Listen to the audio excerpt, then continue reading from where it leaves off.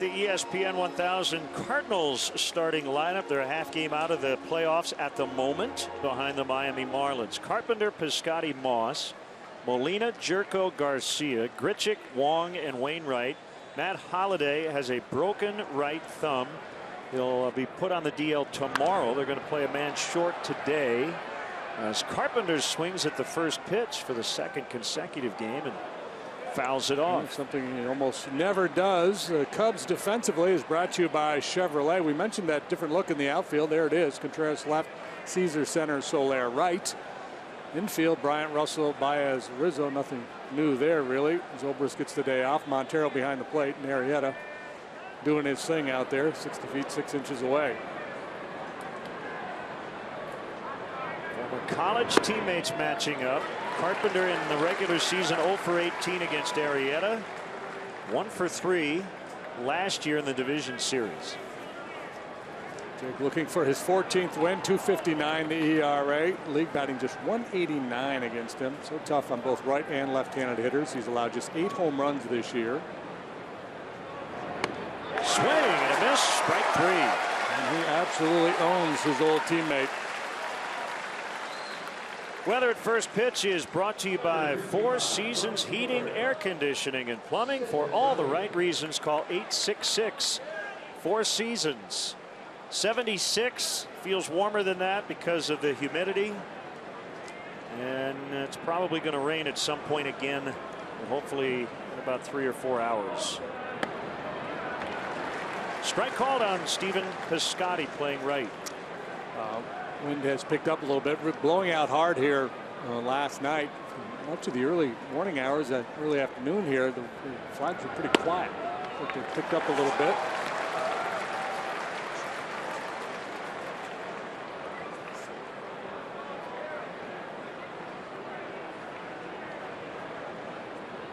Scotty's got some pop. He's hit 15 home runs, driven in 61. Let's get the umpires. Chris Conroy back of the plate. Jerry Meals is the crew chief at first. Dan Bellino, Chicago native, is at second. Ron Culpa is over at third.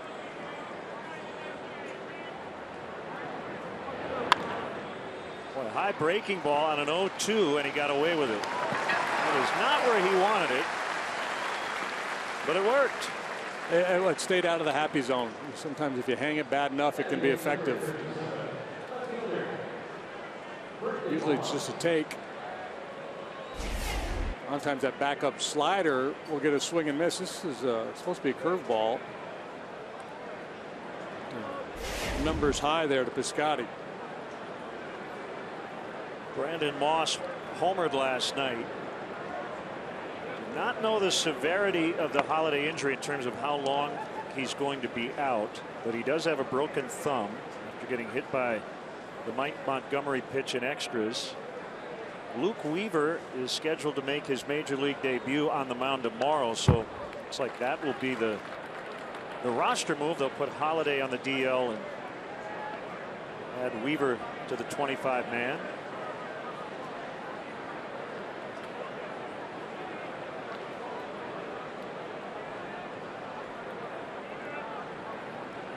Over shift to the right on the infield. They've got the third baseman Bryant between first and second. Swing and a miss, 1-2. Made the adjustment after that sloppy curveball. Snaps off a dandy there. As I mentioned in our open, Arrieta really focused on the heater last time against Oakland. At 80% fastballs in that start. So very few sliders.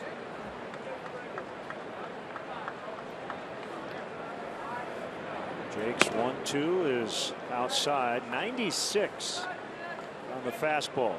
As an A's lineup that wasn't featuring a lot of punch. Here you see the normal breakdown for Jake. Fastball, slider, and curve, and he'll mix in the occasional changeup as well.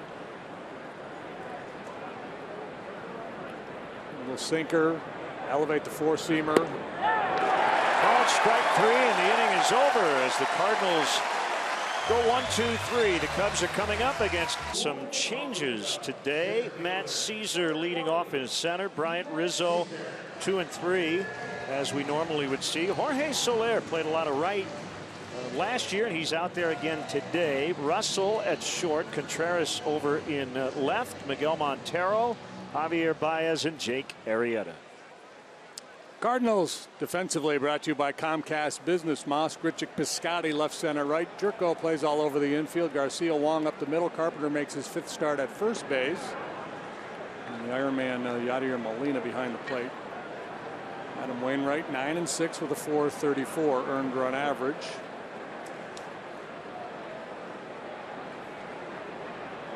One from Wainwright is outside. 1-1 the count. He is very accustomed to pitching in this ballpark. We showed you the numbers in our pregame show. He's had a lot of success here over the years.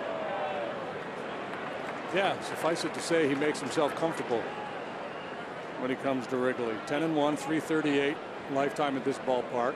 He's faced a lot of different versions of the Cubs over the course of his career. This is his 17th career start, 22nd appearance at Wrigley. Fair ball past Carpenter. Caesar racing towards second, and he's in with a leadoff 2-bagger.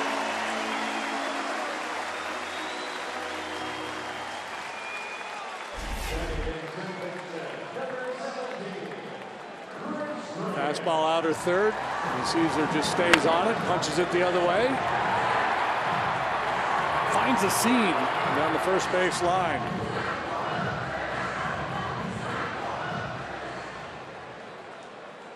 Here comes Bryant. 86 runs scored, leading the National League for Chris.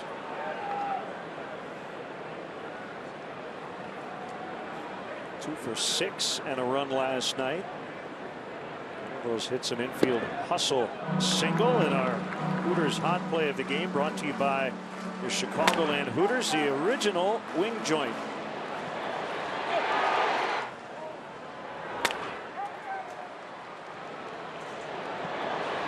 Does it all. Plays the entire game. That play was challenged. The call held up.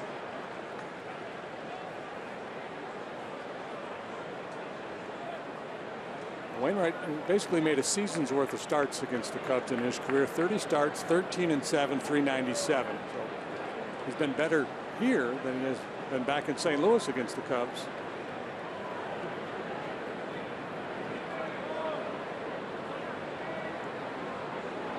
There's more wins against the Cubs than any active pitcher, and this will give the Cubs the lead. Back-to-back doubles to start it.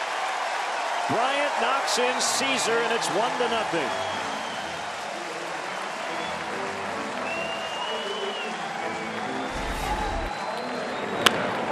That first run for the Cubs, Chicagoland's own E-Click Lending will donate $100 to the Pat Tillman Foundation, supporting military veterans and their families.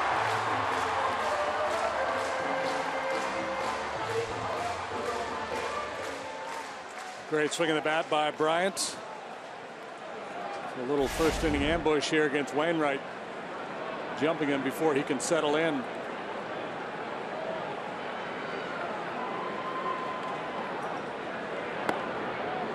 Strike called on Rizzo. Wainwright not overpowering, fastball velocity right around 90 miles per hour. Sinks it, cuts it. Good curveball. Uses his changeup sparingly.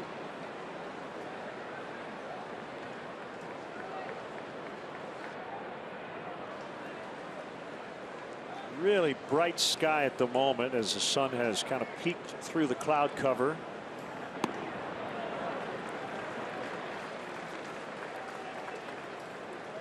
It's a good mix of pitches and great command has led Adam Wainwright to a very successful big league career.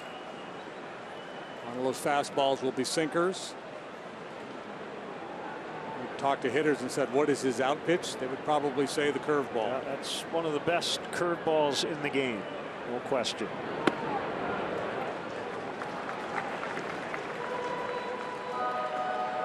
Two and one on Rizzo. So Anthony with the bases loaded walk to end the game last night. His 16th game-winning RBI. That leads the majors. These early starts haven't bothered him a bit. He's hitting .314 with an OPS of 1,050 in day games.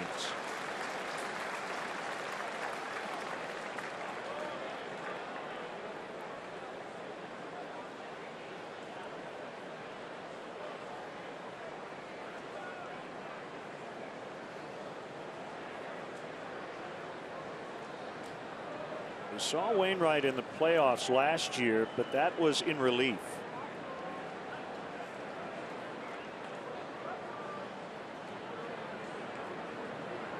Coming back from the torn Achilles as he walks Rizzo.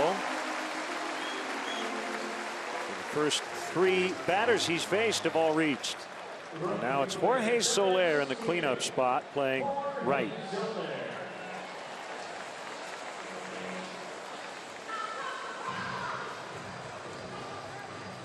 Once he got into that hitter's count, highly unlikely he was going to challenge Rizzo.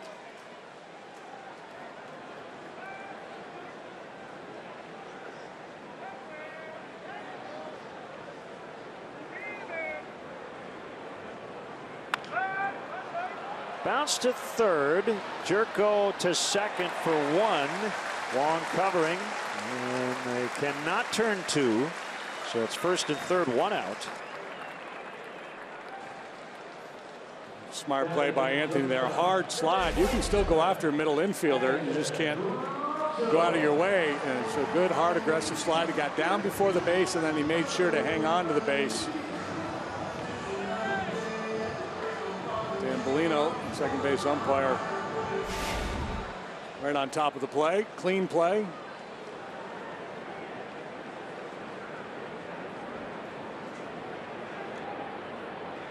There's Addison Russell. 1 for 4, a double and a walk last night.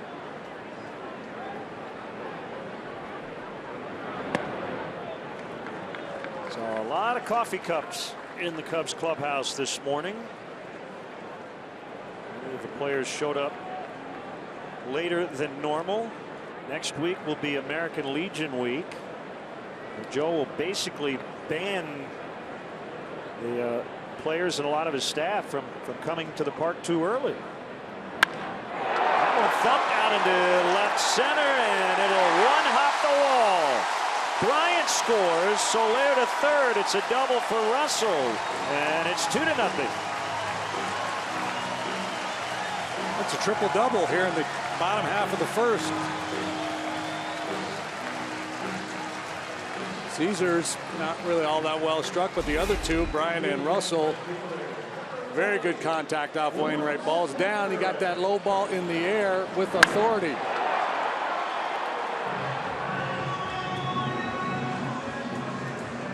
Talk about all the success that Wainwright and Arrieta have had in this ballpark. Addison Russell putting up huge numbers here in his home park.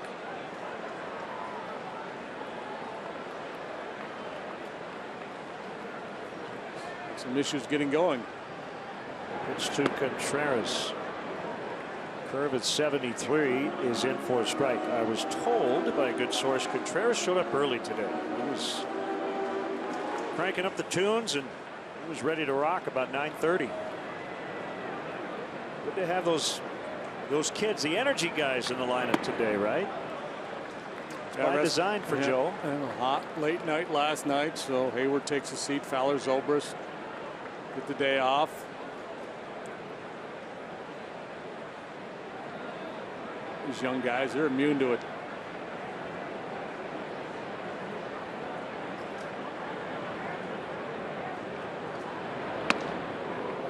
Swing and a miss. It's 1-2.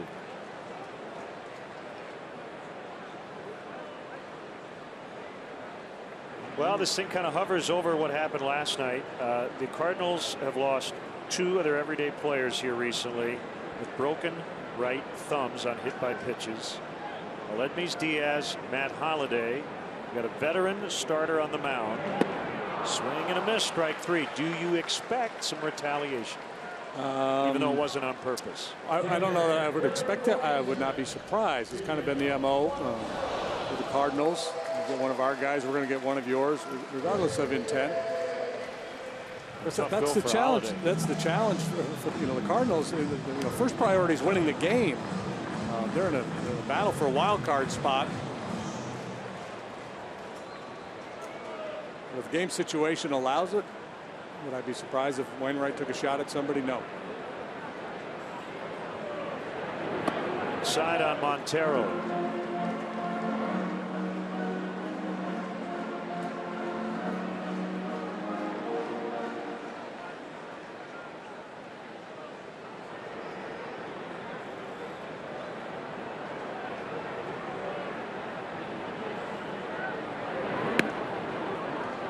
Door curve missed. 2-0. Montero trying to make the most of his playing time these days.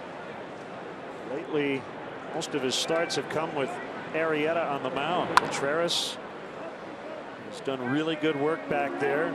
Seems to be slowly increasing his time. Ross catches Lester. One thing you try not to do, and you've referenced this before with Montero, you can't go 9 for 9 today. No, it's been a tough go for him. Numbers now where he wants them, obviously hitting a .190.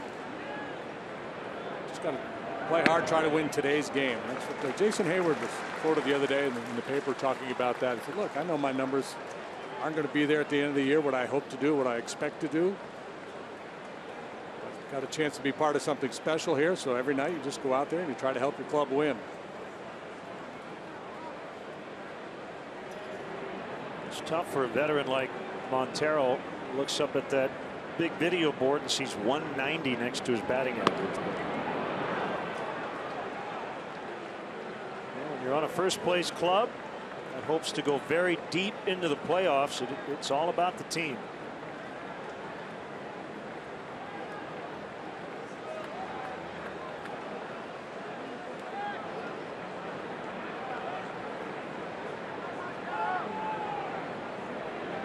To pitch. Molina could not hang on.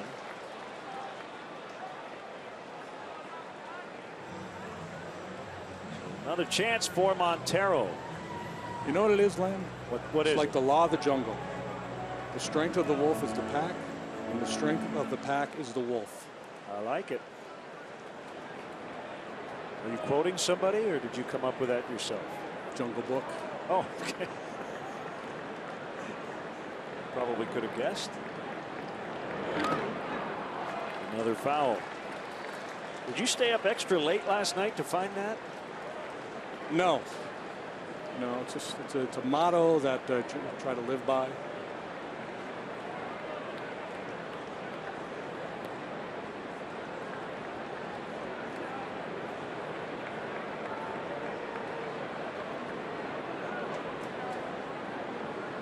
It's number 27 of the inning.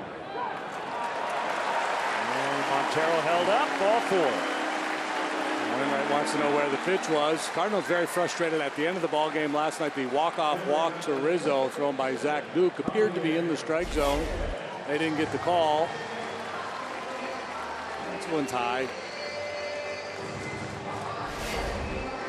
Not only have they put 2 on the board, but they're making Wainwright work awfully hard here early on a very sticky day.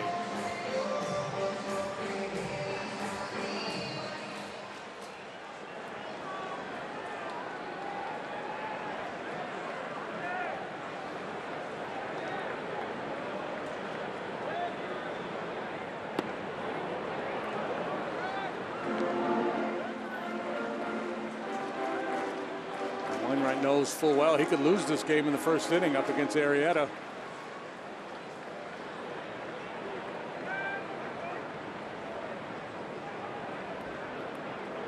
Baez just 3 out of 31 his last 10 games. So oohing and eyeing this Wrigley Field crowd here lately with his defense. Came in late last night. The first 2 balls were hit right at him. Had them chanting his name. Yeah, he's becoming a Wrigley Field favorite, and I loved his reaction when he heard Javi, Javi. He loved it.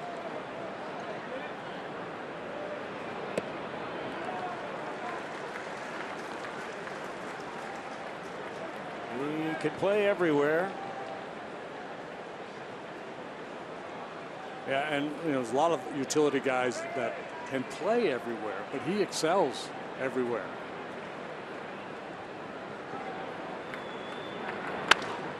On the ground to third. That'll take Jerko to the bag to end the inning. Cubs get 2. And they made Wainwright throw a ton of pitches. 2-0 Cubs after 1. And come on back fastball to get Moss. Brought to you by Benjamin Moore. Paint like no other.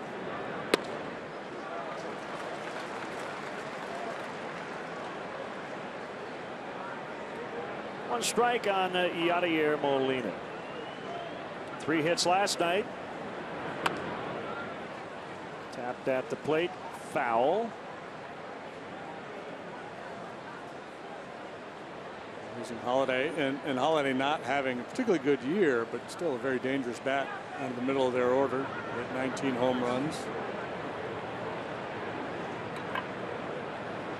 Molina 3 out of 19 in his career against Arrieta.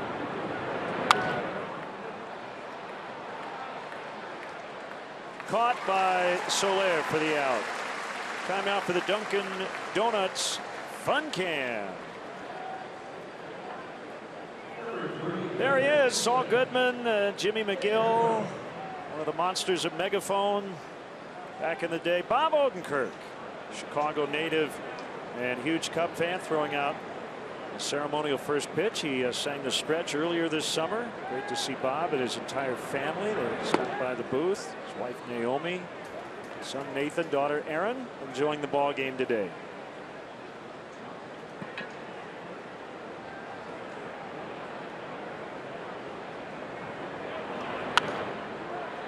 Jerko pops it up over near the Cardinal dugout and out of play.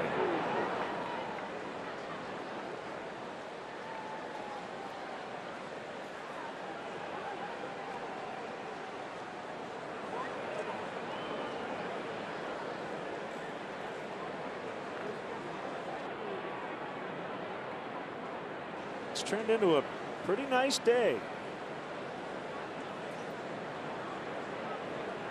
Forecast did not look good. So everybody went to bed last night thinking it could be a long day at the ballpark. Still could be, but we got started on time. Yeah, it was bringing it a little after 11 this morning. Dugouts were filling with water. 2-2 on Jerko. A hit and 2 walks in game 1. For the former Padre.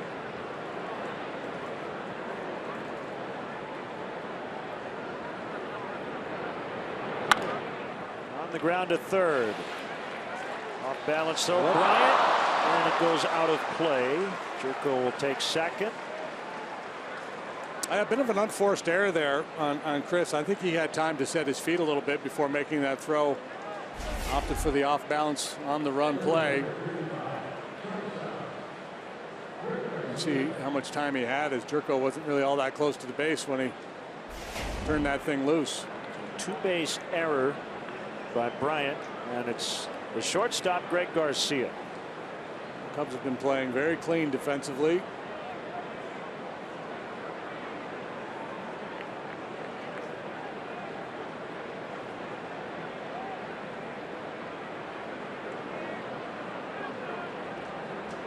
Quiet 0 for 5 last night.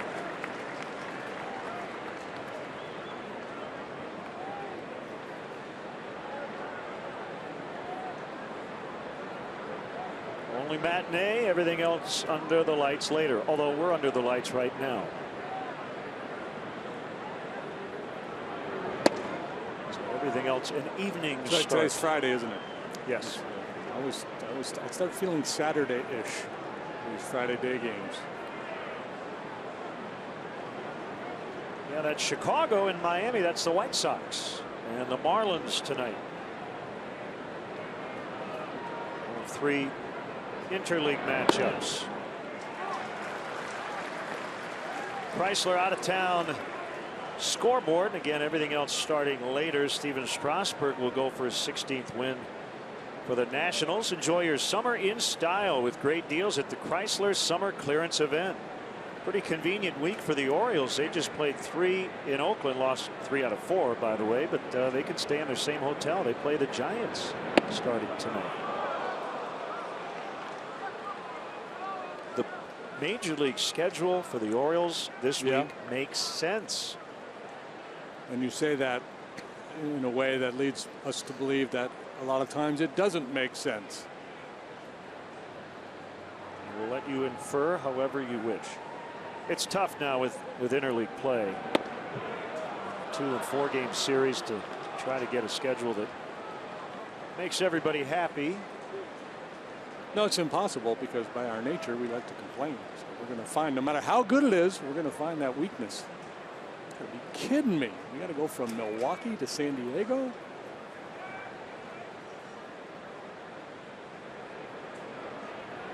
Three, 2, ball 4. Yeah, that's Garcia. Very patient guy. He's walked just about as much as he has struck out.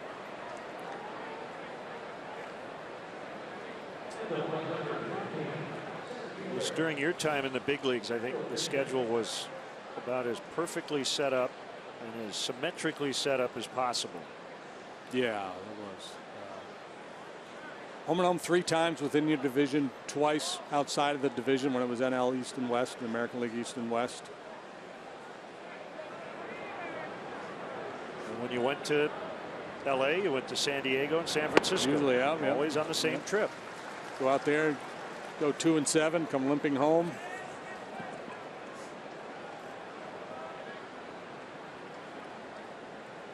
Grichuk came back from the minor leagues yesterday and tied the game with a pinch hit homer in the 7th. The 8th Cardinal to have a pinch hit home run this season. They've got a club record 13. And they're 1 away from tying the major league single season team record. 8 different players have hit a pinch hit home run for the Cardinals this year.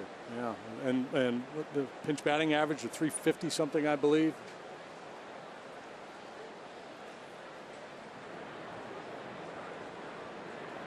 Two on, 1 out, no hits in the inning, an error and a walk. Swing and a miss, strike 3. Cub fans, let's go. Tickets are still available for next week's 4-game series with the Brewers, which includes a day-night doubleheader on Tuesday. Don't miss any action at Wrigley Field. Visit Cubs.com to get your tickets today.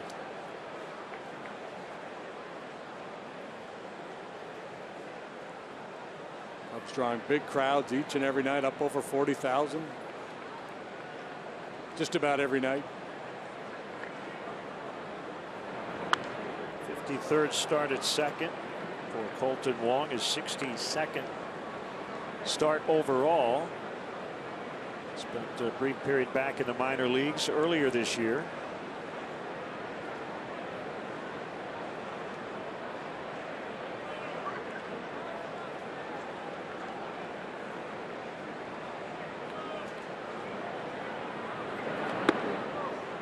First round pick of the Cardinals back in 2011. Number 22 overall was Wong.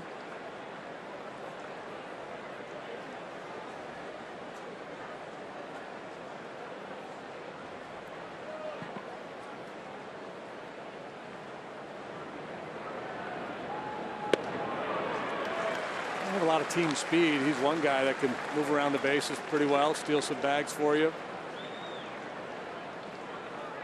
Got some pop.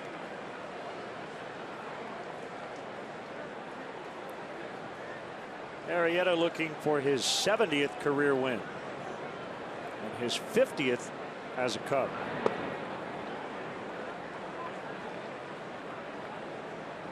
If he wins today, he'll be 50-18 in 90 career starts with the Chicago Cubs.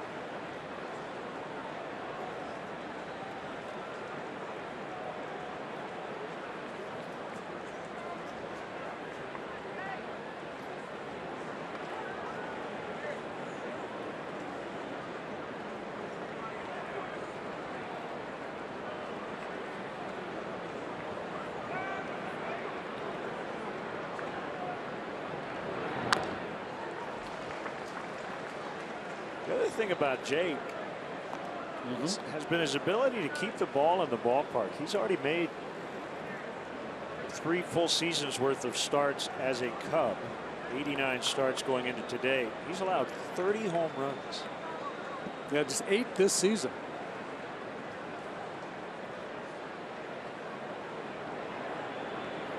Last year, 229 regular season innings. He gave up 10. That's it.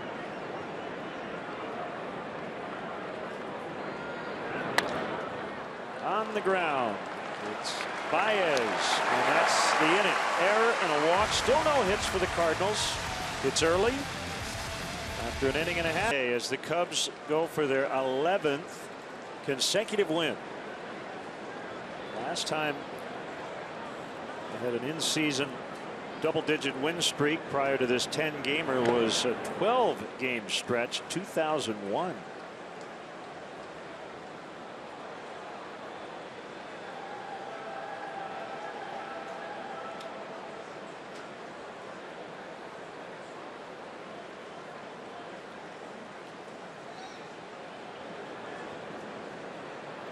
Strike on Arrieta. These two pitchers can handle the bat.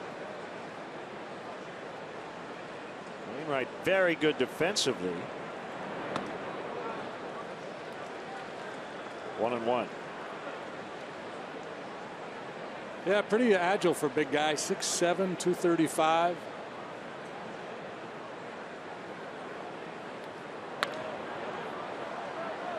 Out of play. Disney's new movie Pete's Dragon. Discover why some secrets are too big to keep. Now playing in 3D everywhere.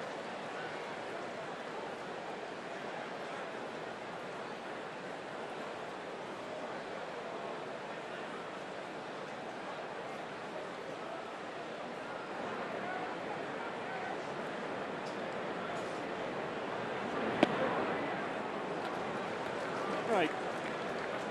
If you watch that delivery from a windup, takes his hands over his head really late compared to most other guys.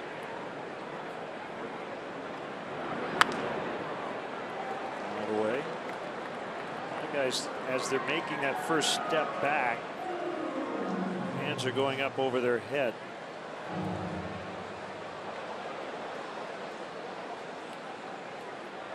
Let's watch, shall we? Just a little pause right there. Now over. It's like a 2-part windup. Yep. Does that little rock step, sets himself, and then goes.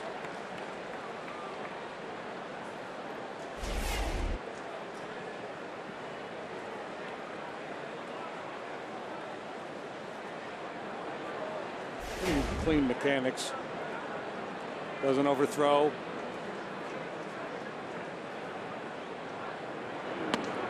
He got him on the curve looking.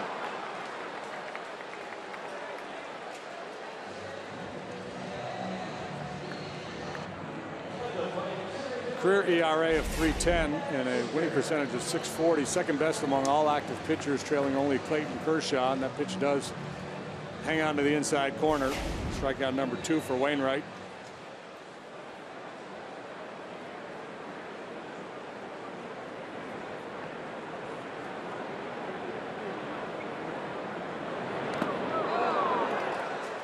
Caesar got clipped by an off-speed pitch. Yeah, it looked like he dropped his arm angle a little bit there. I don't know if it was intentional or not, trying to just create a little different look. Had to throw a cut fastball and grazes that front arm of Caesar.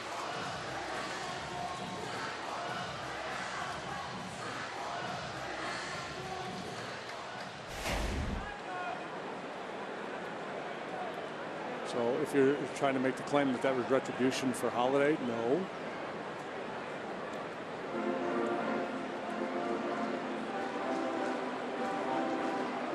Again, Wainwright, a big right-hander. Typically, those guys are easy to run on. He has not been easy to steal against.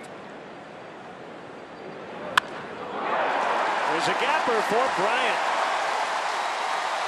Caesar will head home. Relay throw. 3-0. 2 innings, 2 doubles, 2 RBIs for Chris Bryant.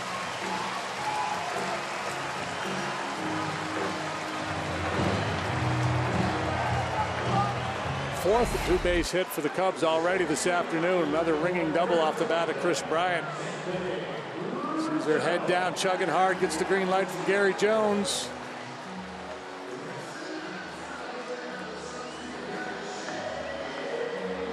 It's like Garcia with the relay. Boy, he didn't get much on that throw at all. He didn't.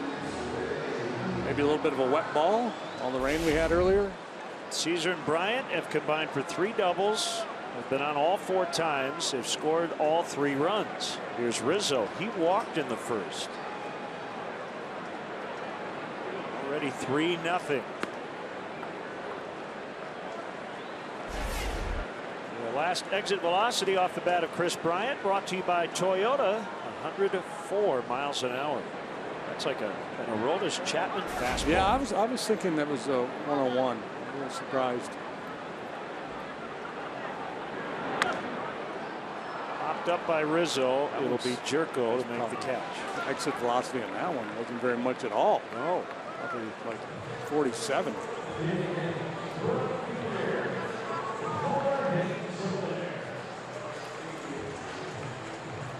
Soler.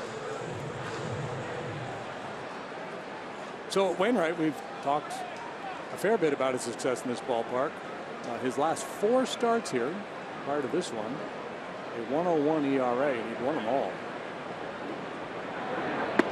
ERA has felt like 104. Yeah. I think that number was due for a little regression. We're seeing here today. And the big right-hander, boy, he had a month of July, 3-0 with an ERA in the 1s. Got off to a slow start. Into center and a base hit. Bryant will score, and it's 4-0.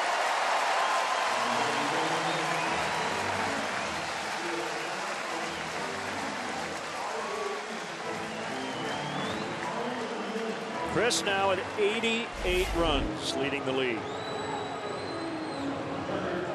Soler stays back on that breaking ball. It's a good pitch.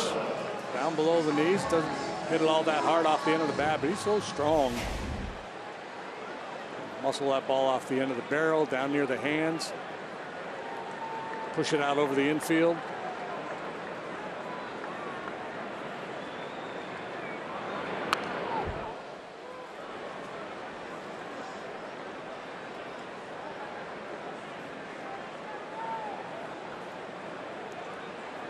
Pretty aggressive pitch by Wainwright for a guy who's already given up 4 runs. I mean, right down Broadway there to Russell.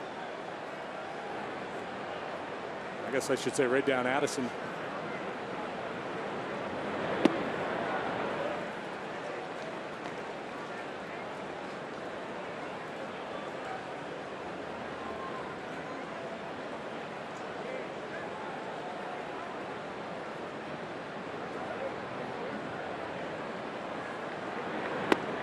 Of course, a lot of the good work that Wainwright has done here over the years was against some teams that weren't all that dynamic. It's a different story now. Yep.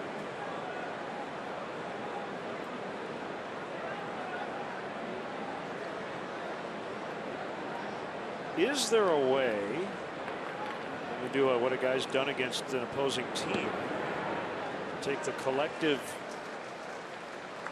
at bats the guys in that lineup have had against that pitcher, and then do a simulation of a game and say he would have been I'm 5-3 with a 286 against this current lineup? Yeah, I'm sure there is. I'm sure there's a program you could do that with. That has more meaning than what he's done in his career against the Cubs. Or you just get an old Stratomatic game and you put that lineup in there and you start playing. You could have a Stratomatic marathon and draw your own conclusions.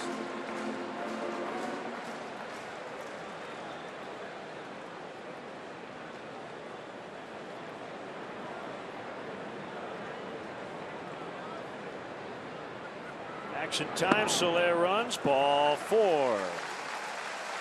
Boy, this has short start written all over it, but you know Mike Matheny's going to give Wainwright as much time as possible to figure it out today. He's at 50 pitches. Probably the one guy in his rotation he would give a little extra length to. Yeah, I think And we've seen it from Wainwright in the past. Struggle early, then settle in. Pitch a competitive ball game.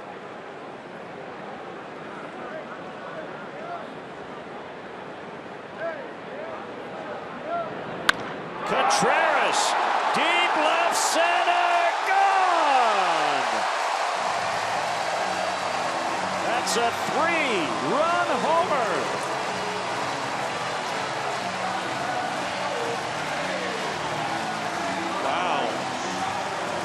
Talk about some serious damage by the Cub hitters here today. 5th extra base hit, 4 two-baggers, and then a long one for Contreras. 7-0.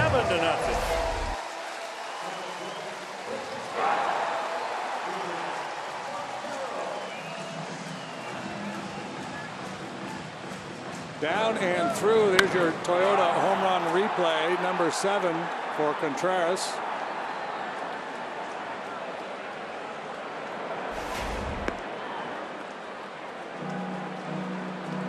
Now, instead of giving Wainwright an opportunity to hang in there, does Mike Matheny's thinking be, hey, big guy, I need you just to suck up some innings for us so I can save a couple arms in that bullpen. 1-1 on Montero.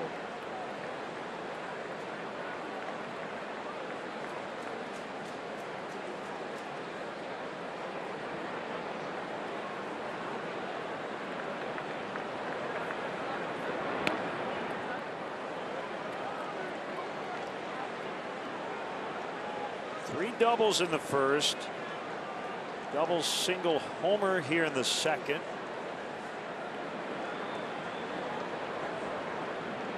The 1-2 off the outside corner.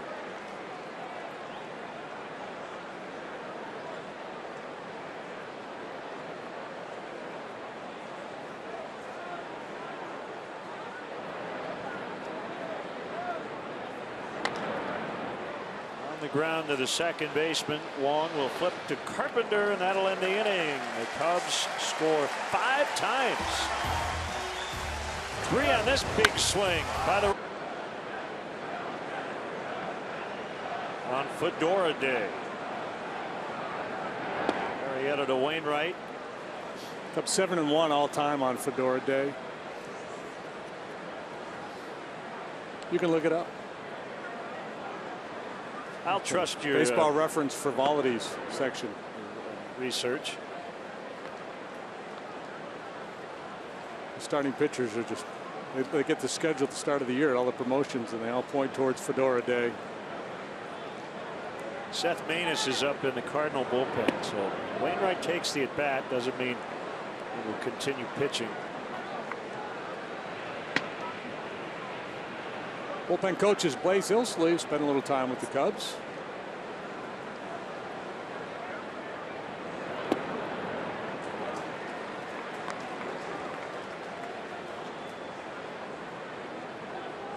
The old left-hander. A couple of small hits with his group, the Illsley brothers. Quite as popular as the Isley brothers. 3-2. VH1 behind the music.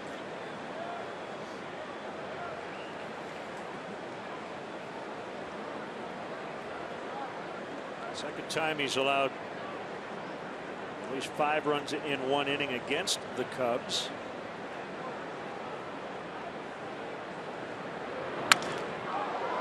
And that's the Cardinals' first hit. It'll be a broken bat. Double. I was not going to say double until the play was over. Contreras hopping around out there. He almost got him. Yeah, it's crack bat. Good AB by Wainwright, though. He's chugging hard. You know, Contreras has got a big arm out there. Wow, they made it close. Yeah. He just got in.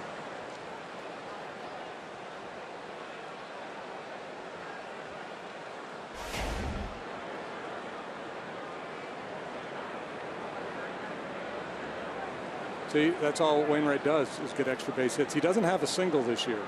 It's his 5th double. He has a triple and a couple of home runs. That, my friends, is a baseball oddity. 30th career double. Wainwright.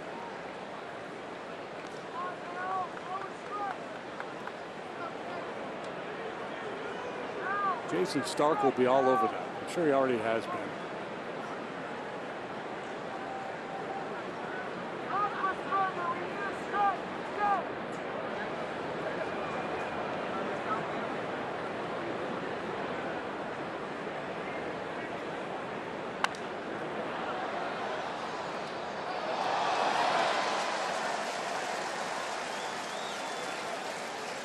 Fine play, young man.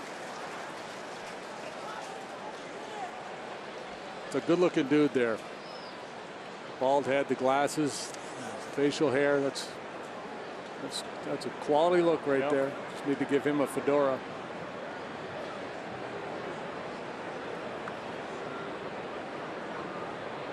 One and one on Carpenter, second in the league in OPS. Yeah, and if the Cardinals aren't down by touchdown here, you know, Carpenter might be happy with a moving man over to third base in this situation. But obviously, down 7, he's not thinking in those terms at all. He's thinking about driving this run in, or at least working his way on base.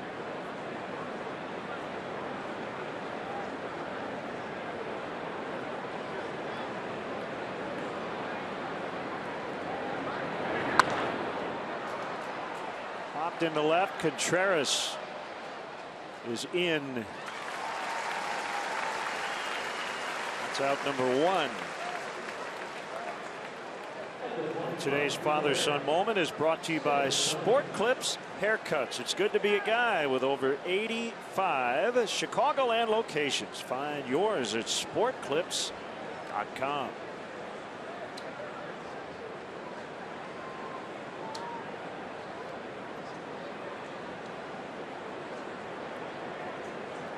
Scotty.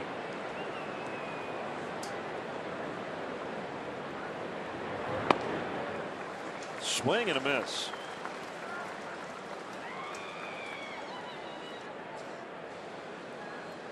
So that double by Wainwright, the 260th extra base hit surrendered by Cubs pitching. That is the fewest extra base hits allowed by any staff in baseball.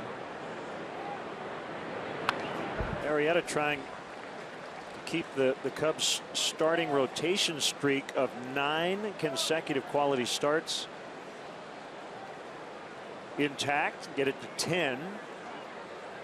There's no. Well, how they had one earlier this year, but 20-some, did they not? Yeah, there's no coincidence that this quality start streak has coincided with the winning streak.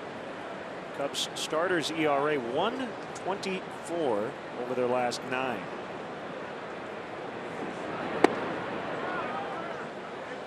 Keller Graduate School of Management statistic since the All-Star break. Look at those earned run averages.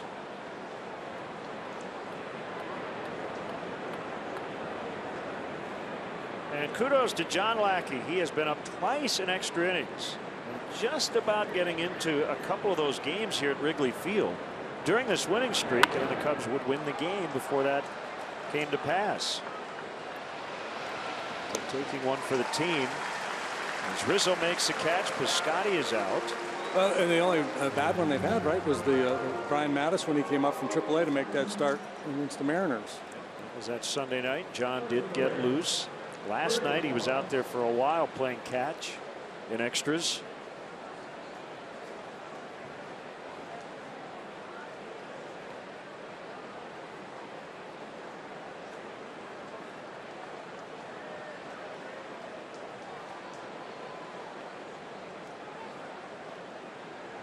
With 2 outs, Wainwright still at second. Swing and a miss. And a curve.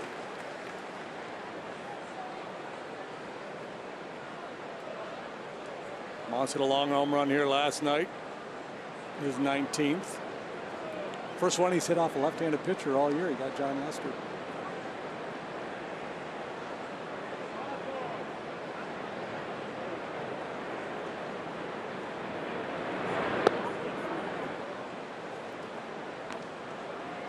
One and one.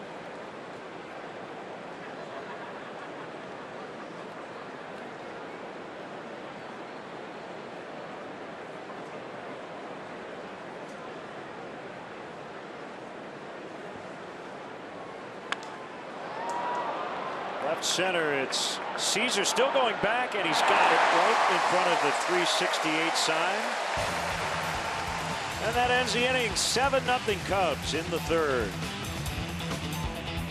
By Lakeside Bank. Lakeside Bank, it's about time. Seth Maness in for Adam Wainwright. Maness 2-2, 323 on for the 28th time. Sinker baller gets a lot of those. As on the ground to Garcia. 6-3 on the putout.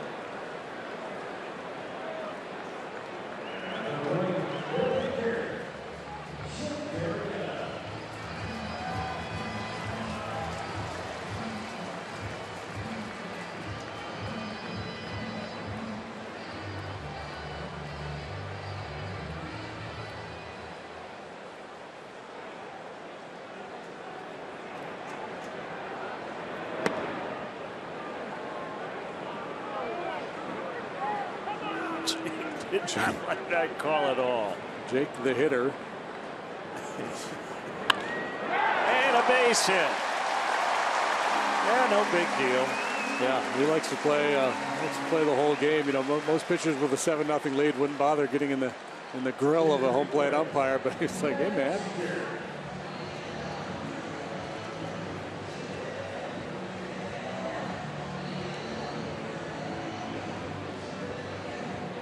Wainwright 2 innings start, tying his shortest career start. Yeah, even when he's not at his best, he usually finds a way to battle through it. And as we mentioned earlier, pitch a competitive game, but he was over the middle of the plate a lot, and the Cubs jumped all over him.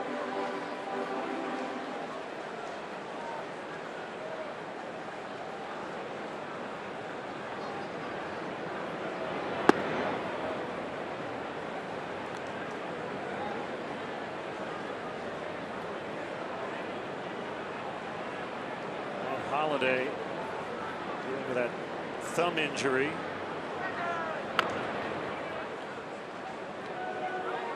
Chatting with Tommy Pham. Some mechanics.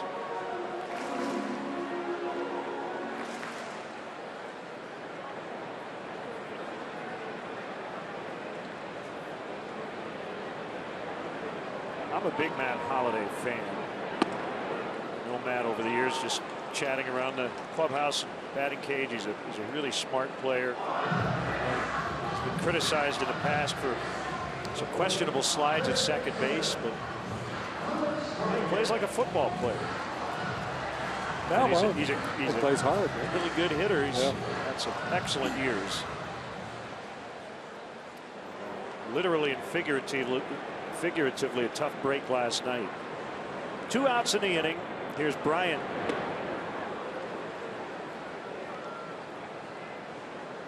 Bryant had a game in Cincinnati earlier this year, you may recall. 3 home runs, 2 doubles. Something that had never been done before. He's got the 2 doubles out of the way already. And this will be working down below the knees with that sinker. Sinker change, slider. The other 2 innings start for Adam Wainwright was at home against the Reds, August 28th, 2013. Gave up 9 in a 10-0 loss. Smiling in the graphic, but I don't think he's real happy at the moment. Yeah, we have to get different pictures to reflect the performance. See if we on photo day now around Major League Baseball, we can get guys to smile, and then, you know what, act like you just gave it up. Give us you just gave up 9 runs in 2 innings look. Give us some options here. Yeah. Angry at the world. Now you're sad. Work with me.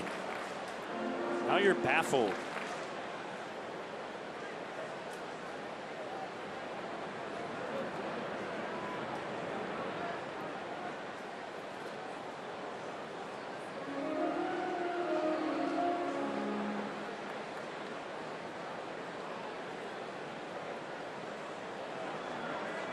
I'm not sure, but I think we just got a weather report from Gary Pressey on the Oregon. Just a quick little, I can see clearly now the rain is gone. Oh, that's good. As long as the rain is gone for a couple more innings, get this thing to an official game status.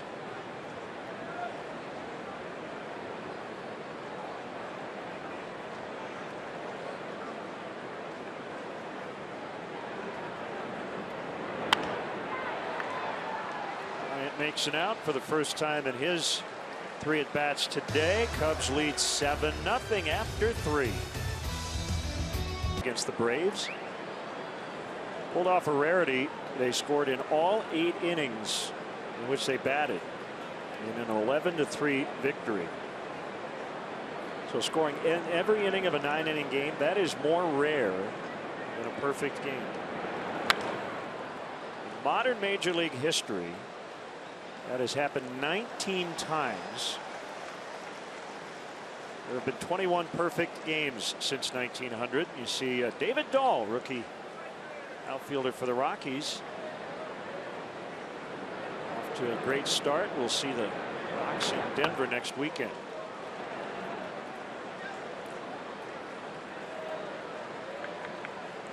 Quite an accomplishment for that young man. I'm not even going to put the qualifier on it that he plays his home games at Coors Field. Career long on base streak for Molina. 24 games, hitting .379 during the streak. With 3 hits last night. 10th time in his career against the Cubs he's had at least 3 hits. I wouldn't be surprised to see Mike Matheny get him out of this game at some point. Still just the 4th inning. Matheny probably feels like he's got a chance to come back in this one. They lean heavily on the veteran Molina, catches almost every day. Long hot night last night. Back in there for the day game today. He's caught more innings than any catcher in baseball this year. 869 up to date.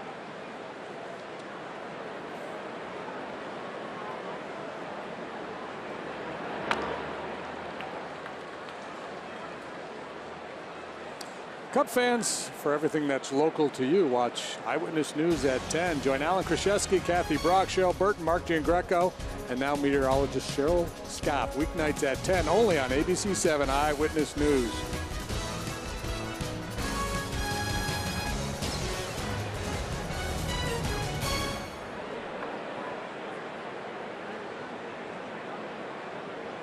Arrieta's 1-2. He's punched foul out of play off to the right. Nice work by Jim Rose on our pregame show. And we're back with you tomorrow afternoon here on ABC 7 for Game 3.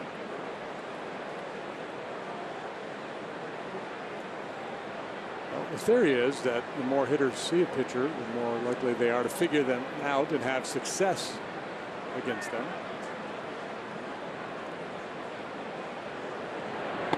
Swing and a miss. It's funky. Strike 3.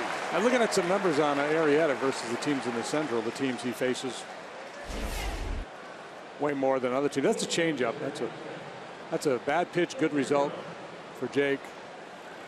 What Shane Reynolds used to call the elephant butt changeup, high and stinky. He got away with it.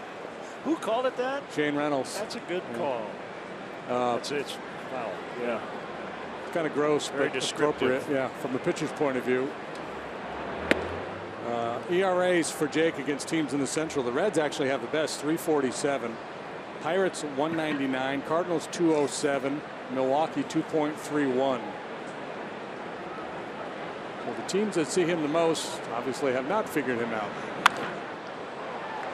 One hit on the ground into left. I didn't hear anything you said after high and stinky. Let's check out the forward upcoming schedule for the Cubs. ABC 7 tomorrow. ESPN Sunday Night Baseball in 2 days. Off day Monday. And then a doubleheader, makeup doubleheader, starting at noon on Tuesday on Channel 9.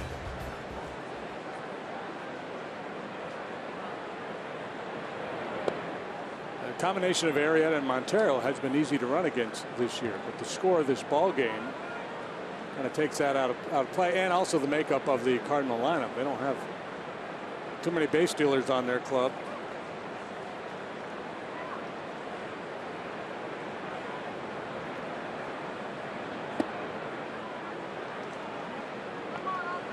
Now with Holiday gone, one less big bat in the middle of that lineup, so it's going to be tougher for this group to come back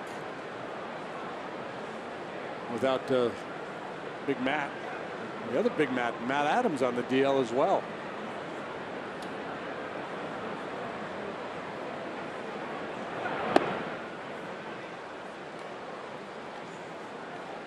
Three and 0.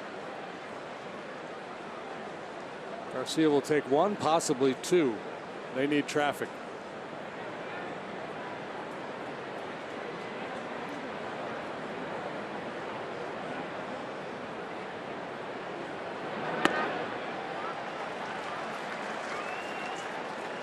Something off the sinker. 3 and 1.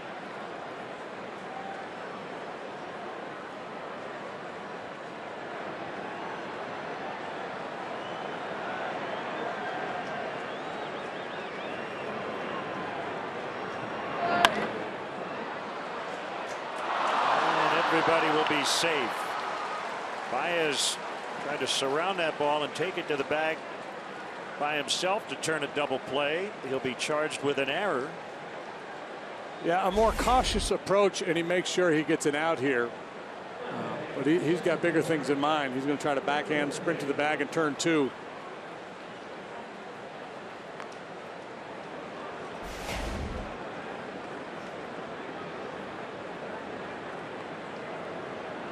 Here's Grichuk. And I think over the course of time, right, with more experience, he will recognize situations a little better. 7-0 lead, get an out. Joe will never take that aggressiveness away from a guy like Baez because it allows him to make all the great plays. Yeah, but you definitely have the conversation that you just referenced. You talk about game situations, what the score is. Yeah, I mean, he is capable of making spectacular plays. And it wasn't like he was trying to be flashy there. He was just trying to be really quick and get two.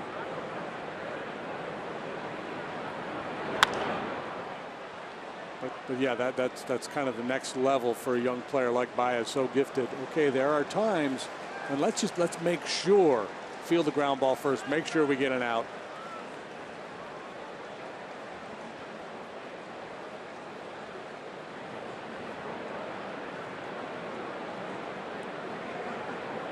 Have committed 2 infield errors today. Bryant in the second and Baez here in the fourth. 0-2. We'll try it again.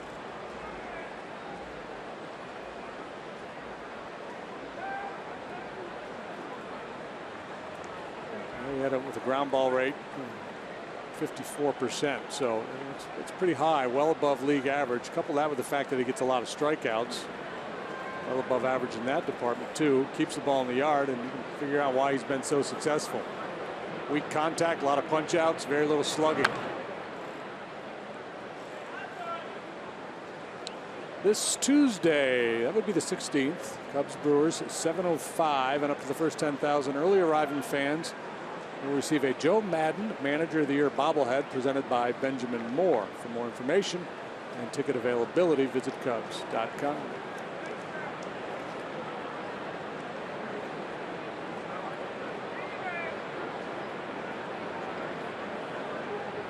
Looking for a little high cheddar here.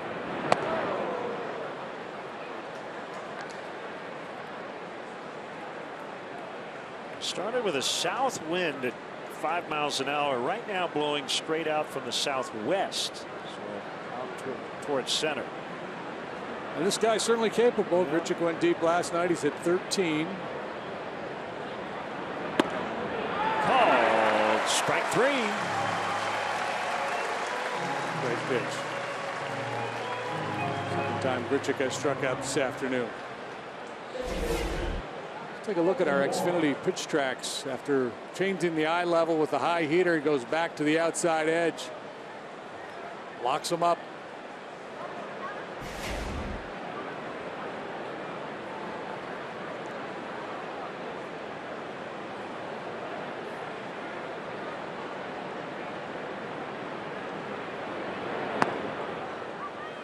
JD, you have been scolded on Twitter.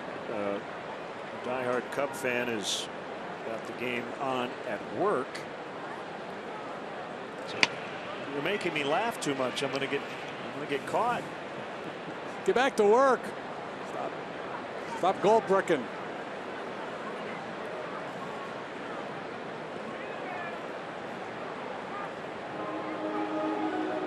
I know you're wondering, when the Cubs score 7 runs, what's their record this year?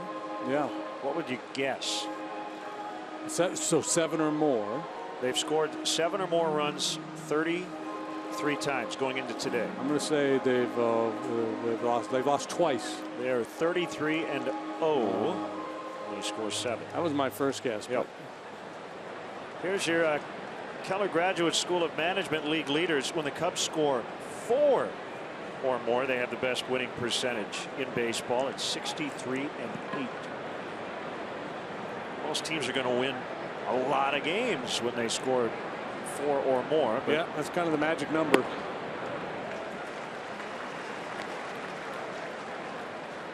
It's currently 72-41, way out in front in the Central. 5 games better than the Nationals for the best record in the National League.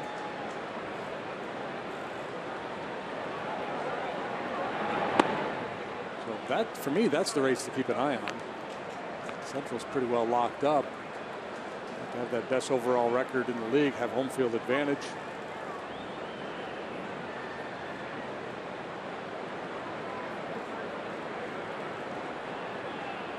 The question would be for Joe, and he wouldn't respond to it in August.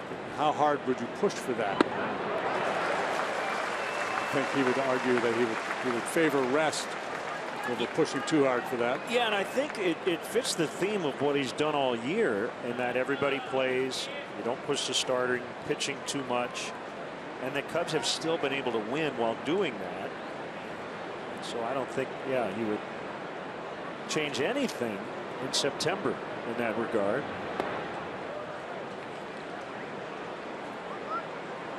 What's the latest on Rondon, by the way?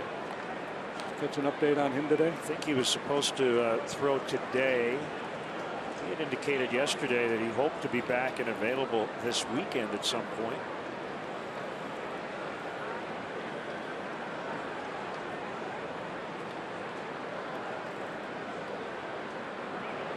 Don't know if he actually did throw before the game because of all the rain. I would have done it inside.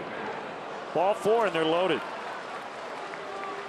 So with a wind blowing out, and it's 7-0, but yeah, one swing of the bat, and the Cardinals get back into this game. It'll be Jeremy Hazelbaker off the bench. Yeah, he's been good in the pinch for them. We talked about all the success they've had in the pinch this year.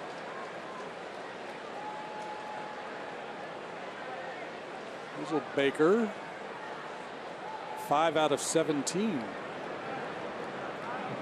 Check that, 8 out of 24. Yeah, if you're Mike Matheny, there's no sense in saving your guys on the bench at this point. It's the 4th inning, but yeah, if they have any prayer of getting back in this game, it might be right here. Yeah, and 3 pinch hit home runs for Hazelbaker this year. Matheny thought that ball was down. He's barking at Chris Conroy. Kind of self-inflicted here. The error by Baez, the walk issue to Wong.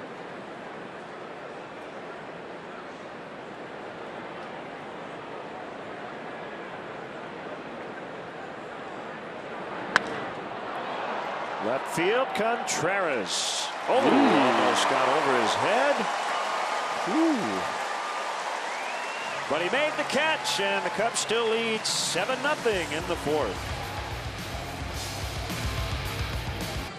Like he did last night. Jonathan Broxton in the game.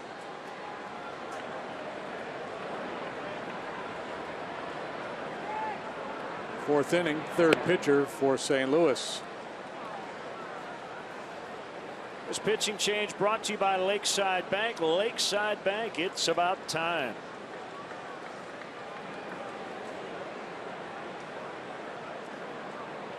Broxton spent time last year, split time between the Brewers and the Cardinals. with the Reds prior to that, so he's making his way around the NL Central. 3-2, 475 on for the 48th time. Came up with the Dodgers. Also spent time with Kansas City. Cardinals have him throwing his changeup more.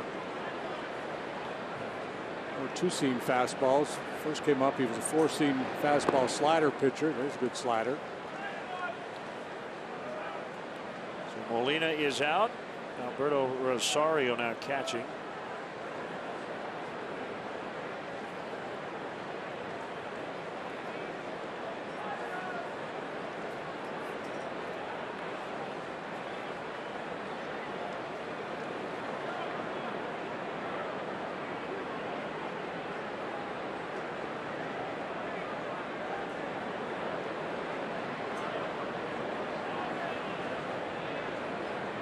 Distance 1-2 is hit on the ground.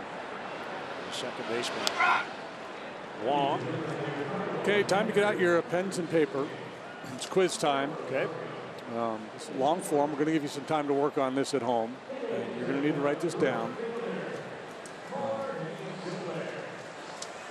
And the category is MVP award winners. Okay. There have been 11 MVPs in Major League Baseball whose last name ends with S-O-N. 11 of them. 11 ending in S-O-N. S-O-N. This is pass fail. If you get 7, it's a pass. No Did you cheating, come up with people. this yourself? Don't be Googling this at home, people. Did you come I've been working at this. Yeah, I've been grinding. AL and NL combined, Yep. 11 all time. Yep. Last name S-O-N. O-N. To end the name? To end the name. It came to me in Oakland. It's a little bit of a hint. There have been some ties to the A's. How about a Bob Gibson? Is he an MVP? Okay.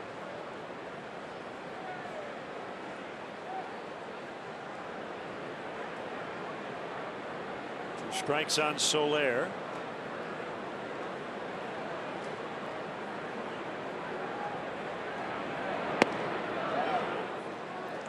Is there a Johnson on the list?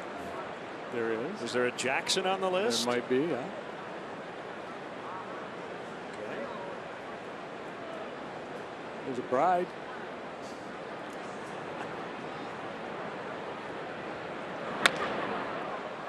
Big fella. It's Soler. Buxton broke in with the Dodgers way back in 05. So a nice career. How many Hendersons are on the list? Might be one. Okay. Ricky? How about a Donaldson? Sam? Josh. Oh, Josh.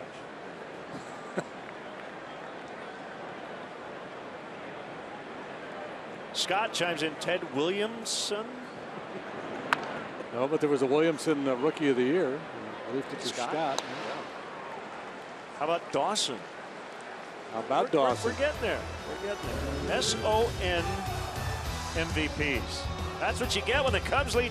I believe we got very good reviews in the paper this morning. Gets away from Arrieta. As we start the 5th, 7-0 Cubs. Big Cub fan named Eddie from Seattle. Who travels the world playing music. He mentioned 3 Robinsons. Are there 3 Robinsons on the list? Yeah, well done, Eddie. Yes. Jackie, Brooks, Frank. Correct, sir. Good call. How about Kirk Gibson? Correct, sir. So was it Bob and Kirk? Bob and Kirk. Okay. So how many we have? I think you've got all but 2.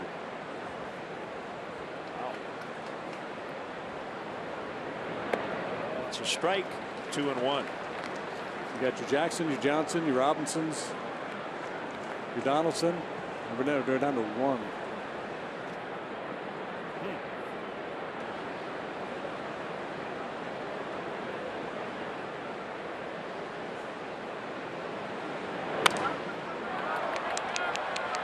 So the pass fail we passed. Oh, yeah, definitely passed.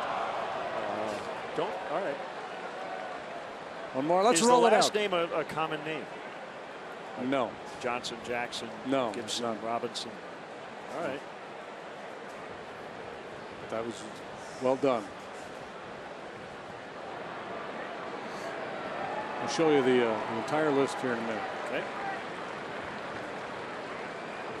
After this battle of horned frogs.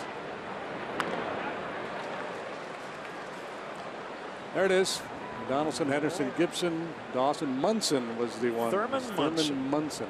Very nice. If I were Alex Trebek, I would say something condescending like, "Ooh, no, you missed Thurman. How could you have missed Thurman Munson? So sorry." Now I said Johnson, but I did not say Walter. I kind of cheated a little bit on that. It's more of a is there. Rizzo to Arrieta, and he has still kept his college teammate hitless in the regular season. It's fair to point out he had a hit against him in the playoffs last year, but 0 for 21 all time in the regular season. Carpenter going, man, what do I got to do?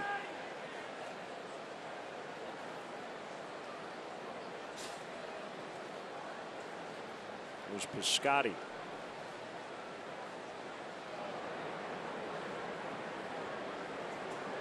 The early days, I think the MVP award as it now exists began in like 1931. There was the Chalmers Award for a handful of years. That was from the Chalmers Automobile Company. And then there was something called the League Award. Okay. And that award, you were only eligible to win it if you had never won it before. That's why in the history of this great game, Babe Ruth only has one MVP award because that was during his era. He probably would have won 5 or 6 of them.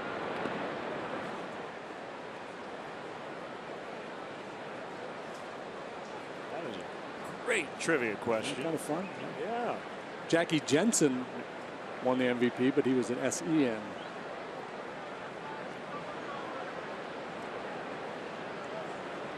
A tweeter brings up a really good one. A guy who'd never won an MVP. He is a Hall of Famer. High in the air to center and gone. Piscotty goes yard. For 16, and they are on the board. Timing is everything. Had somebody done that last inning with all that traffic, it's a different ball game. Relatively harmless solo home run here for Piscotty. But the Cardinals do break through. Fastball, middle in, thigh high.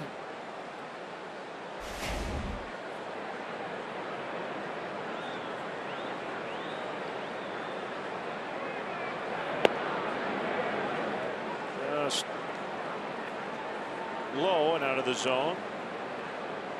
I think he called it. Hence the debate. He did. Yeah. Wow. Okay.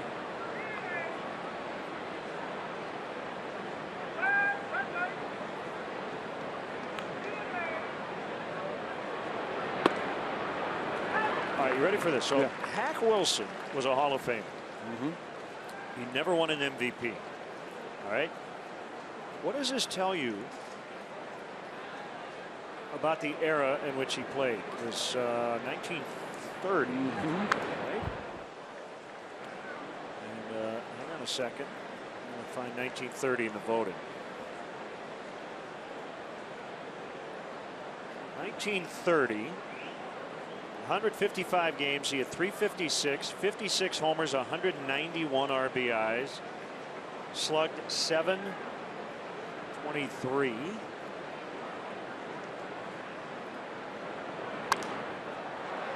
The air and foul. How can you not win? Who won?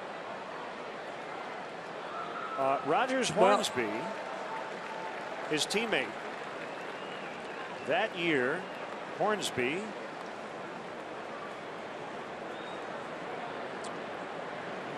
let's see. We have 42 games here. 308 average. What's going on? Oh, that was 1929. Maybe they didn't give it out in 30. Yeah, 1930. It might have been because, like I said, 31 was the first year that the modern MVP award. Okay, that makes sense. Yeah, 1930 would have been the year, right? You would win it. Right, so they skipped a year, 29 to 30. 2 down. That's kind of bogus. Can't we go back and award MVPs for those missing years for guys who were at the top of their game? So it was 29, Rogers Hornsby.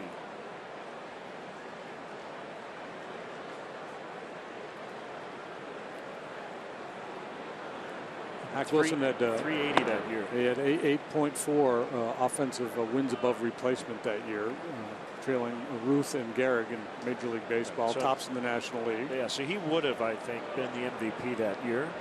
They handed out that award. That's good to know. Rosario grounds to Russell to end the inning. Piscotty's homer gets the Cardinals on the board, but they still trail the Cubs by 6 in the 5th.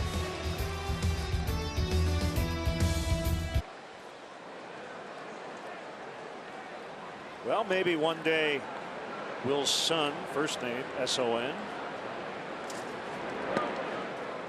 win an MVP as he takes a strike from Broxton.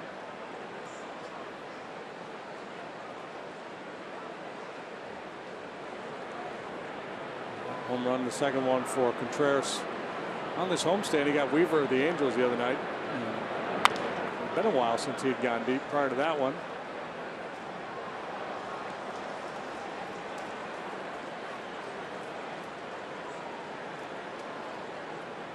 So he will be at Coors Field.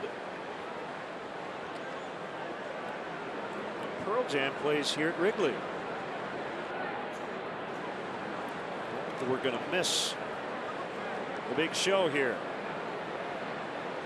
Some friends who were at the Fenway extravaganza, and he said it was just awesome.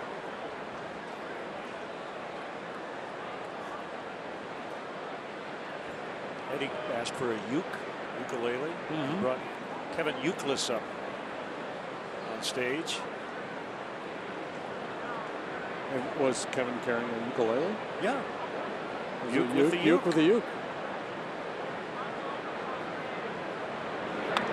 Now back. Gamesmanship going on here between these two.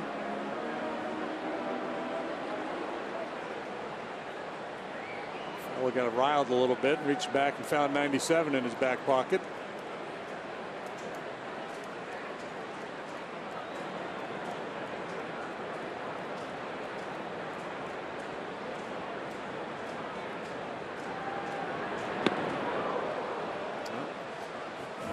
Clearly trying to deliver a message.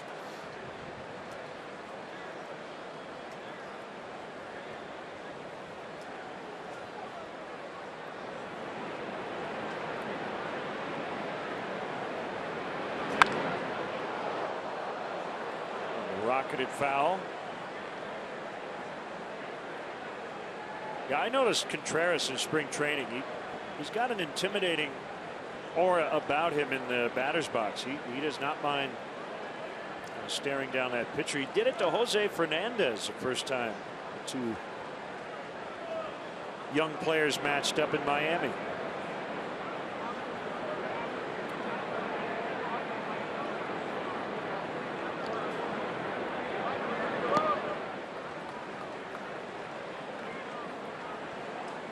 Yeah, there's not a lot of back down in him. You got to be careful because sometimes people are going to take umbrage and maybe someone sticks one in your ribs that you didn't really deserve.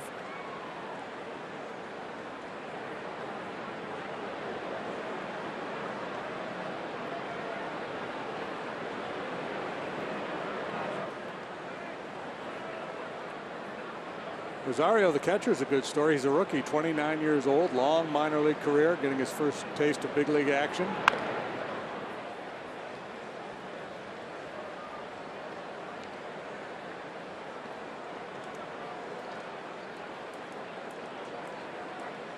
You get a whole lot of work when you're caddying for Molina.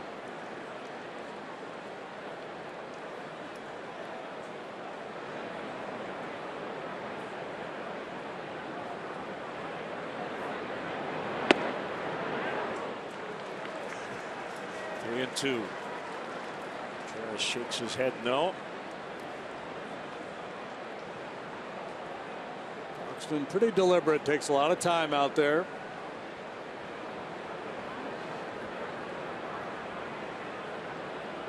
So reached 97 in this at bat.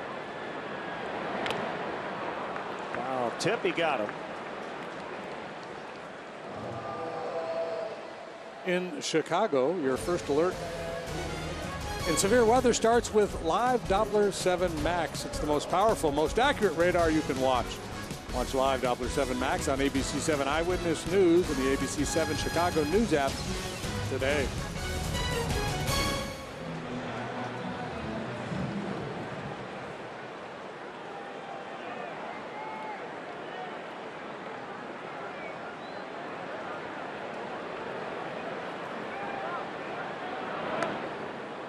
A little bonus trivia for you. Okay. Again, the category MVP. Only once in baseball history has there been a season in which the MVP and the Cy Young Award winner in both leagues was the same guy.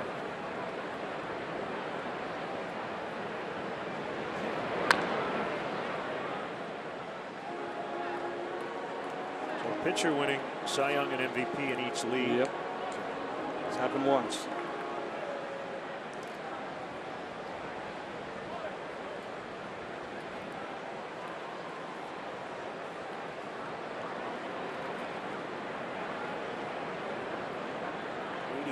Willie Hernandez won both in the American League. I think Sutton didn't win the MVP. He won the Cy Young. Correct. Okay. Ryan Sandberg was the MVP that year. Wally Fingers. 81. No. But Fingers, yeah, Fingers did both, and then Schmidt in Valenzuela. In the National League.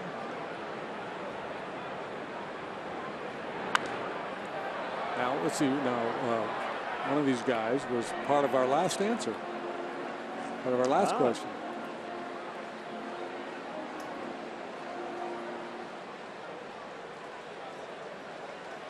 And if you don't Gibson? get it, and I tell you, yes, you're going to take your palm and you're going to slap yourself on the forehead. Gibson McLean? Yes, sir. 68. Yep. The year of the pitcher. Yep. Gibson. Shirley or Denny?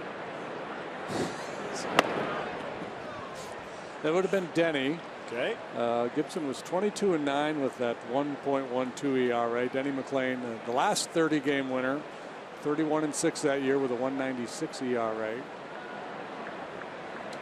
That was not the best ERA in the American League. I believe Louis Tiant had a 1.6 something that year, 1.7 something.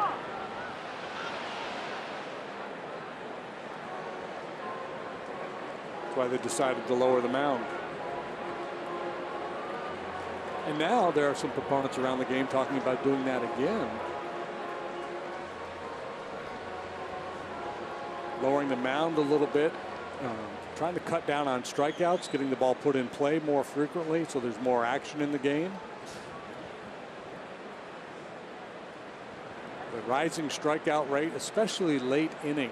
You know, these power arms coming out of the bullpen. Carrying this one back near the warning track, just a couple of feet in front of there. Grichuk hauls it in.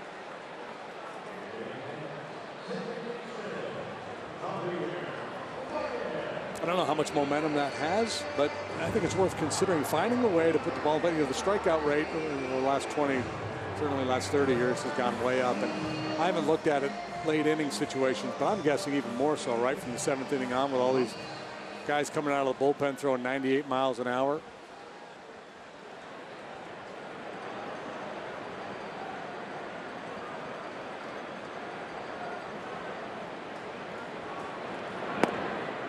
So, you know, you can understand the argument from those pitchers saying, so you're going to punish us, you're going to penalize us for being good. Well, if it's for the good of the game, if the game becomes a little more interesting to young people because there's more balls put in play and there's a little more action, then it's worth looking at. Jerko could not make a throw because he couldn't pull the ball out of his glove. It'll be a base hit for Baez. He's 1 for 3.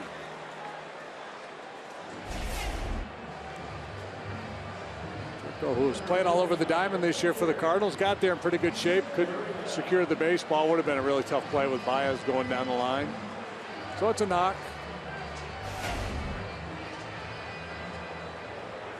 Well, one thing about this game is nobody will ever agree on everything.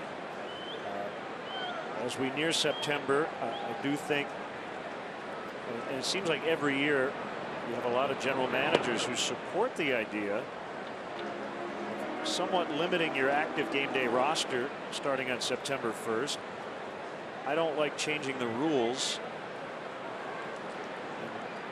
What's supposed to be the most dramatic part of your season, to make it not quite as strategic.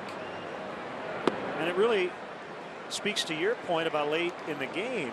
It allows you to match up even more, creating more downtime. By the way, it is raining, not very hard. A few people are taking umbrella-age, since you mentioned umbrage earlier. 2-0 on Arrieta. This game is official as we are in the bottom of the 5th, and the home team has a lead. 2-1. If we think really hard. No rain. Anyway, yeah, the roster thing and the extra relief pitchers, the parade of relievers in September. I feel like if you keep it at 25 for the game day roster, you can have as many up to 40 as you want September 1st and later. You submit your active roster every day. You can take your starting pitchers who won't be used and put them on your inactive list. So, somebody put a proposal out there of handing in a roster for the entire series, for say for the 3-game series. Here's my 25 guys, and that way you have to include a couple starters there, and that would limit the number of options you would have either off the bench or from the bullpen. I've always claimed if I feel like my manager is better than the other team's manager, the smaller roster gives me the advantage. Yeah, and plus you're allowed to make mistakes with the big 35-man roster. The game, the quality of the game, it gets too much like spring training.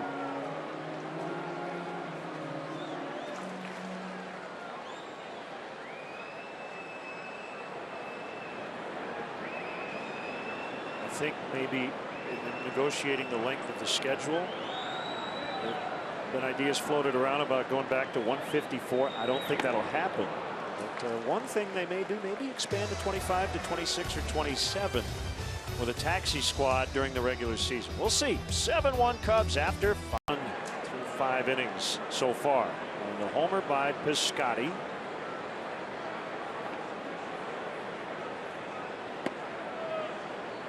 All one on Jed Jerko.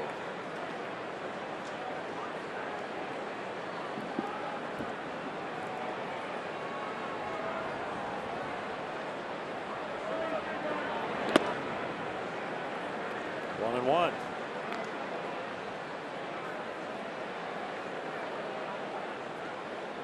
Justin Grimm up in the bullpen.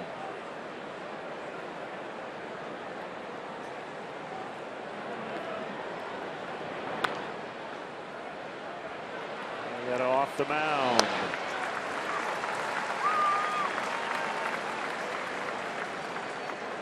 Right at 100 pitches, so likely this is it for Jake. Comfortable lead, hot day. He's had to pitch around some traffic, couple errors, couple walks. Former Cub Jerome Williams up in the Cardinal bullpen.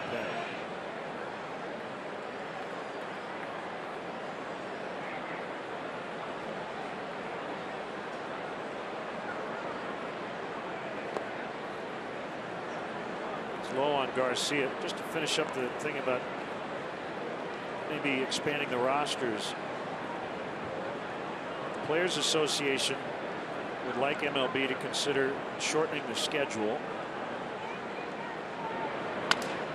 because of the financial implications. I don't see that happening. But the compromise might be, well, give us an extra roster spot or two. Go back to that, active roster taxi squad thing. We could give a few guys days off without sending them to the minors. Yeah, and same with the September call-up issue. Just because you may limit the number of guys that are active for a given game or series, those players would still be called up, still be earning service time and getting big league pay.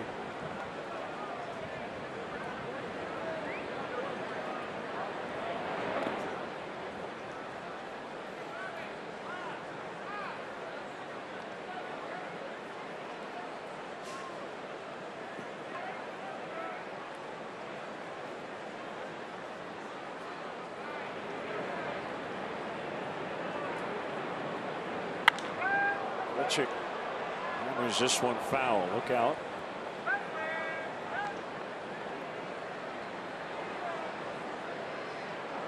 Batting average way down for Grichuk this year.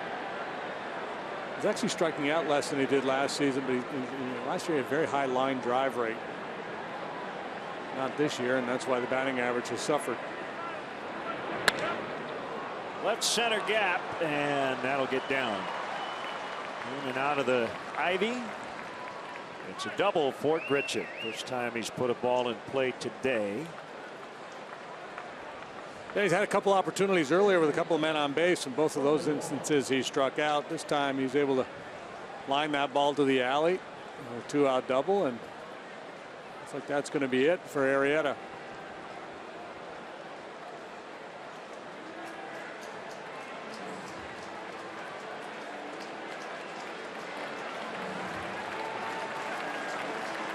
So that is it for play.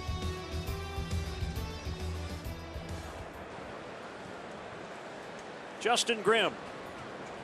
Man at second, 2 out, 6th inning. No sense pushing Arrieta too hard. Already over 100 pitches, so his day ends after 5 2/3 at 105 on the pitch count. Grimm on for the 48th time. Been chipping away at that ERA of late. Scoreless baseball over his last 12 appearances. Covering 9 2/3 innings, during which time he's only allowed 4 hits. Came in last night in the 8th with a man on, got 3 out with a punch out.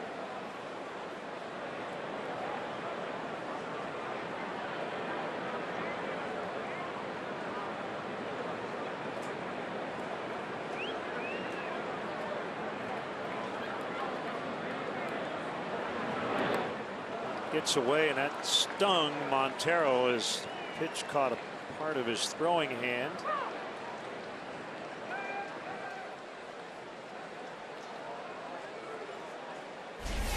Runner at third and a 2-1 count. That's a nasty curveball. Ooh, off the wrist. Maybe. Yeah, trying to do everything he can to get in front of that one. He got smoked.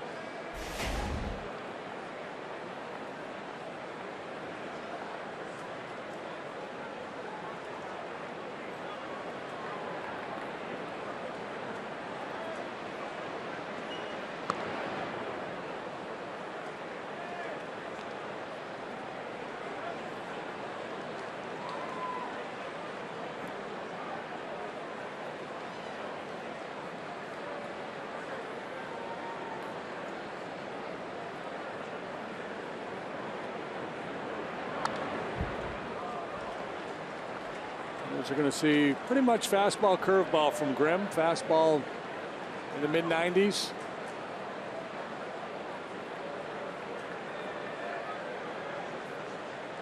Real sharp swing and miss breaking ball. He does have a tendency to bounce it from time to time.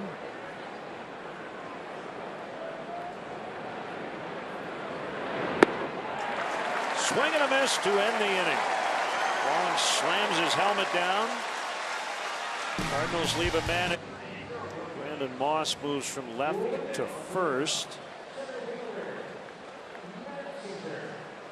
And this pitching change is brought to you by Lakeside Bank. Lakeside Bank, it's about time. Ex-Cub Jerome Williams deals to Matt Caesar, who fouls for a strike.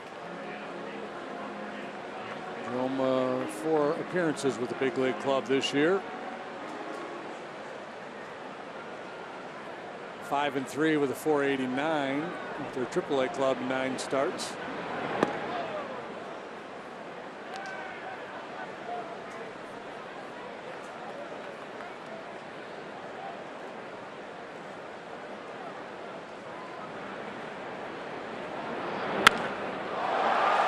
to deep left center, and that baby will go. It's 8-1.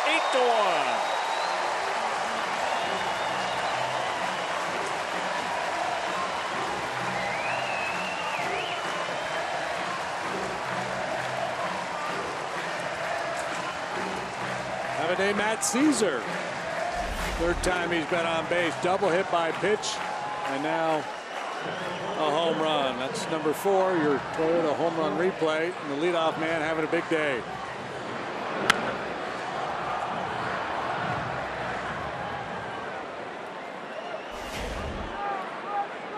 To a 7-run lead. Bryant makes a sinker for a strike.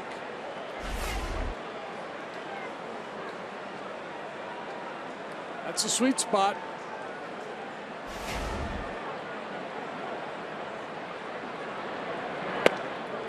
Change up from Williams, who wears that distinctive pink glove in honor of his late mother Deborah, who lost her battle with breast cancer in 2001.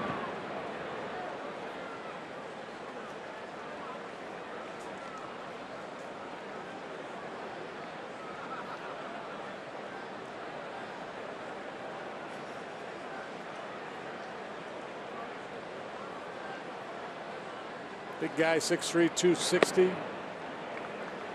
Been at it for a long time now. First round pick of the Giants way back in 1999. From Hawaii. His major league debut when he was just 21. He's now 34. Just struck out Chris Bryant on a changeup.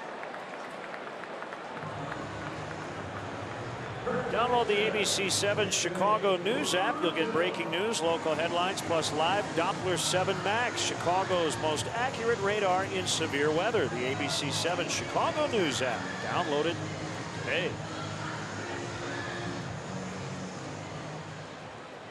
All are parts of 11 seasons in the major leagues for Williams, and parts of 15 seasons in the minor leagues.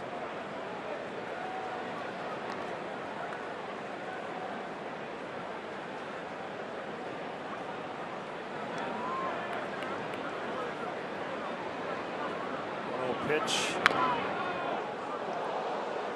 Cutter is bounced foul. A-Rod in the lineup for the Yankees tonight. He's the DH. He's batting third as they host the Tampa Bay Rays. This will be A-Rod's final game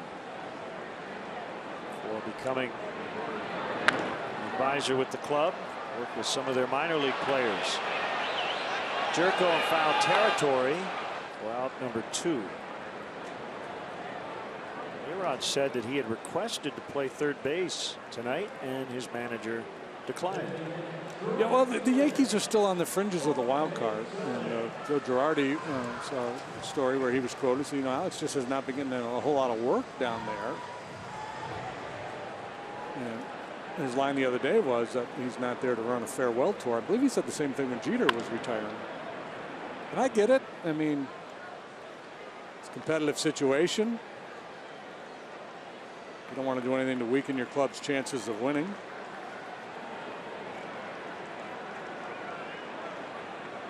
Yankees 3.5 out in the second wild card spot in the American League. Stranger things have happened.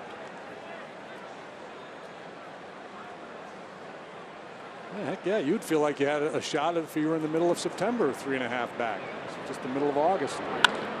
Soler muscles out into left center. And that ball will go. 2-homer inning for the Cubs. Caesar and now Soler. 9-1. Joe resting some of the veteran players here today, and the youngsters having a big day. Caesar, Contreras, Soler have all gone deep. That's the third home run for Jorge since coming off the disabled list. And it's your Toyota home run replay. He puts the biscuit in the basket.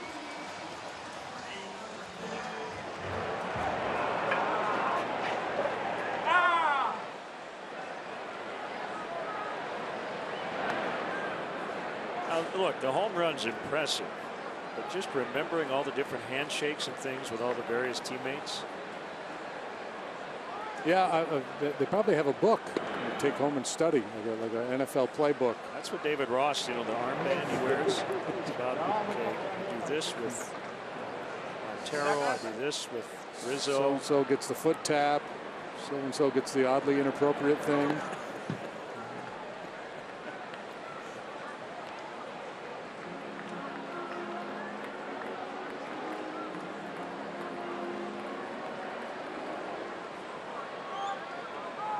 To have you back, yeah, George. It's coming back, making some noise, making his presence felt. His teammates call him Georgie. Ooh, look out, folks. That was a rocket. I hope everybody's all right.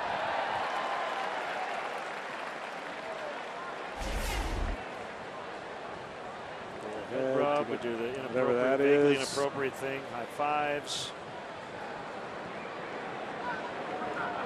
Those are just kind invented of by Dusty Baker. Generic high fives. Wasn't that the story? The Dusty and Glenn Burke, was it? Yep. With the Dodgers. Claimed to have been the first to break out the high five.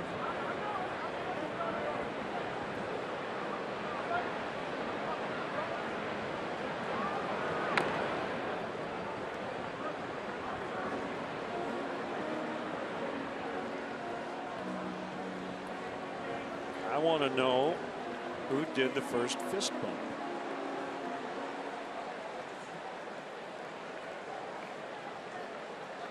I went to college with a guy who claimed that he invented using the term bad to mean good. Like, no, that's really bad.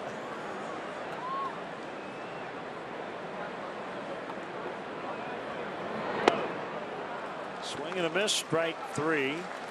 Cubs add to their lead. It's 9-1 as we go to the seventh. Cubs a bit bad today. He's good. He's a bad man.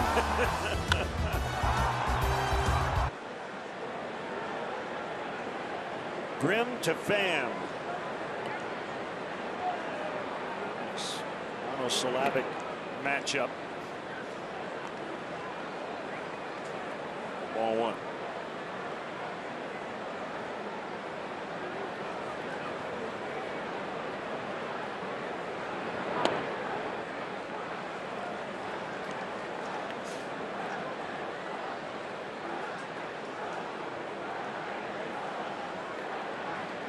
Out hitting the Cards 10-4, outscoring them 9-1. Driven to center and caught by Caesar. One away. And a look at today's Comcast Business of Baseball. As we look ahead, the Cubs will have a majority of their games against their own division. 13 against the West. Final 20 will be against the NL Central. Williams takes the at bat, pops it up. Let's see if Montero and Rizzo have room. It'll be caught by Miguel Montero. 2 outs.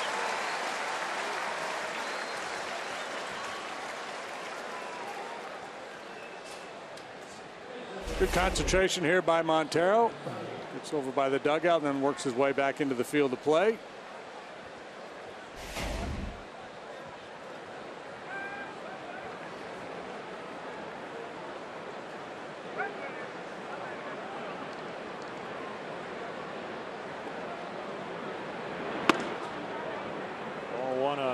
Scotty.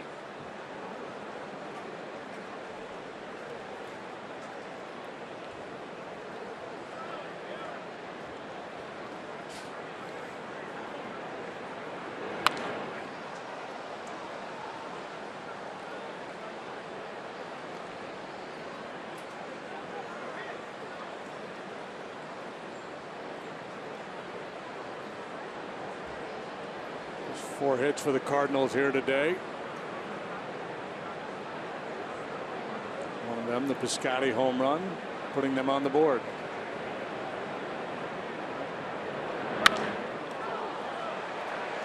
Piscotty lines out.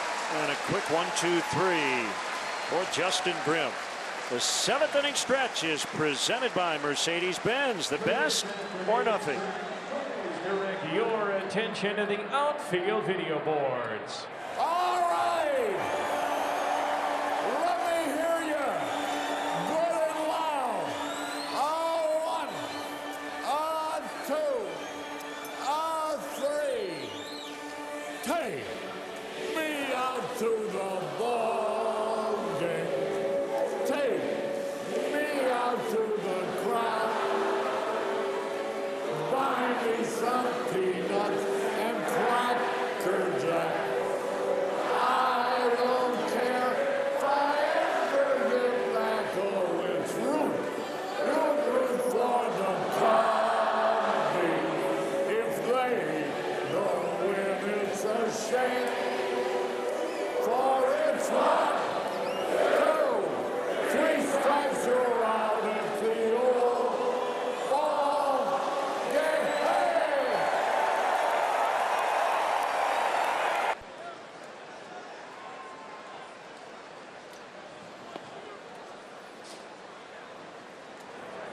Underway here in the Cubs 7th. Swing and a miss by Contreras. Entire Cubs outfield is homered in this game today.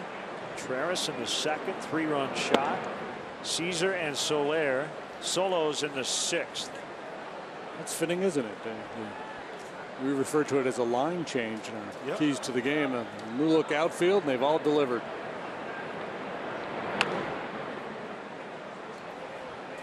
Mercedes-Benz drive of the game. The Contreras home run. Not much doubt about it. Strong young man.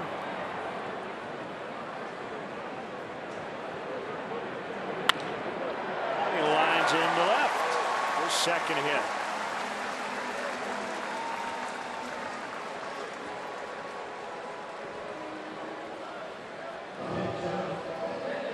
Some believe Fred Carter, playing in the NBA in the 1970s, came up with the fist bump.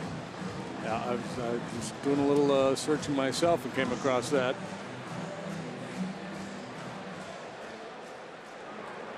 Some reference to some kids in a superhero cartoon back in the day. Somebody tweeted, Tyler sent a tweet, I guess Fred Carter got it from the boxers. Touching gloves? They do that, yeah, because they can't shake hands.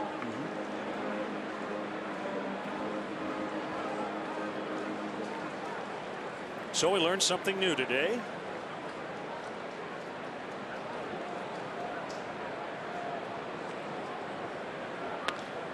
Terrell sends one in the air to Grichuk. I learned about the phrase the elephant's butt. If you missed it, don't miss next time, because JD may come up with another great gem like that.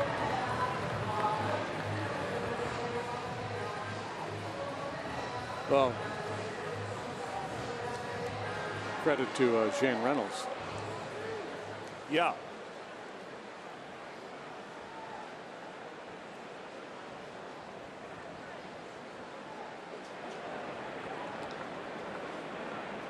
Has 1 for 3 and takes a strike. I haven't checked in on the exploits of the Kansas Stars here lately. I'll have to give them a search, see what's going on with that group. I think Coy Hill might be playing for them. You have a roster? Yeah, I can pull it up here.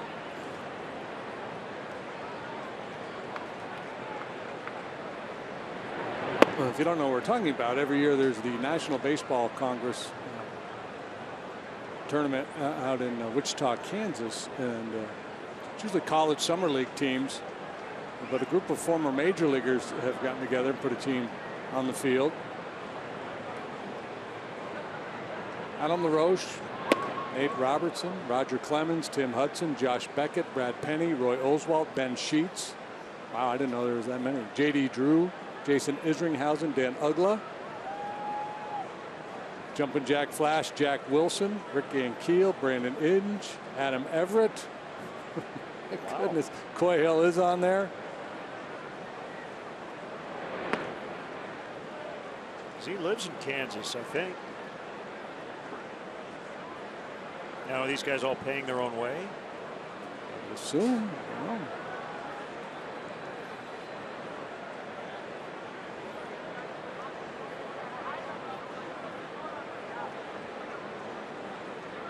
Wooden bats? I don't know the answer to that.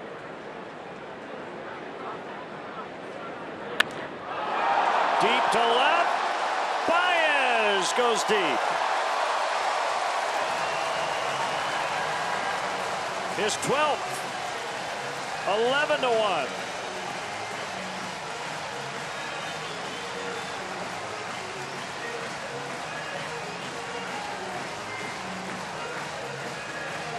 And on it goes here for these Cub hitters this afternoon. Taking advantage of the veteran Williams. Just doesn't have much left in the tank. And Baez crushes that ball. Once again, our Toyota home run replay. That's number 12 for Baez.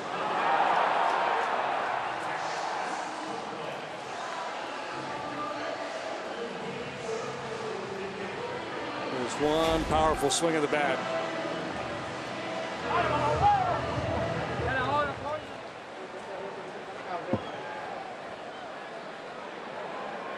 Coghlan batting for Grimm.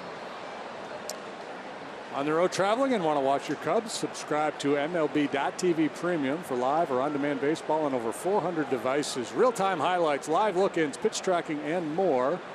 Blackout and other restrictions do apply. Visit MLB.TV for details.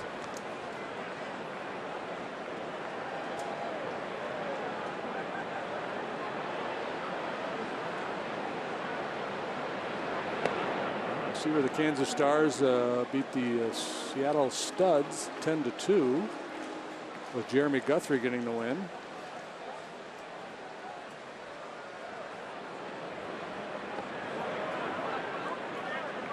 So it was about 25 years ago, right? They had a senior baseball league down in Florida. Right, yeah.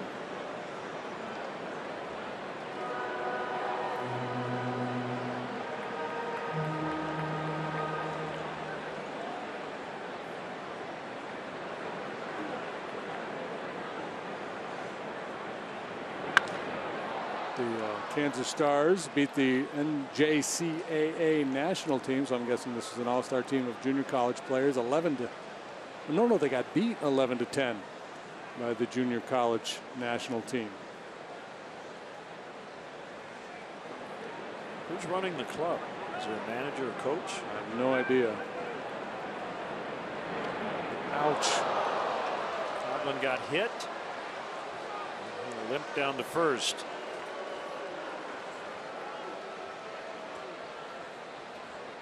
They should recruit A-Rod. Get him out there before the end of the week. Back knee for Coghlan.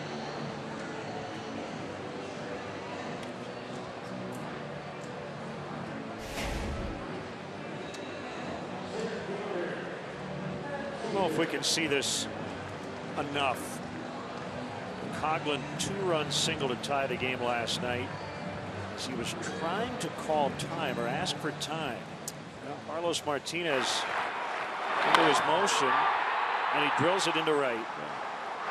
They had to set that to the hokey pokey. You step your right foot out, you put your right foot in, and then you hit a line drive to right, drive in too. That's what it's all about.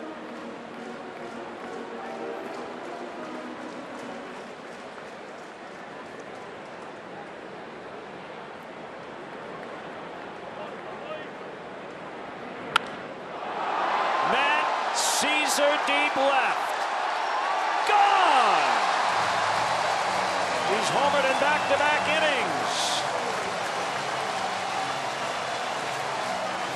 13-1.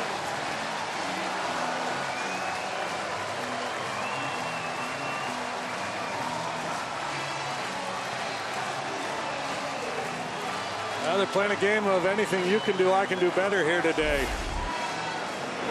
Caesar does not want to give up his position at the top of the podium as the man of the match. And there's your Toyota home run replay yet again.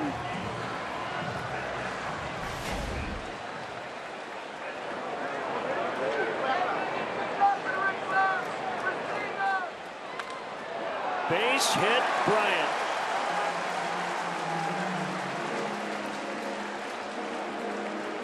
So Matt Caesar has his first career 2-homer game.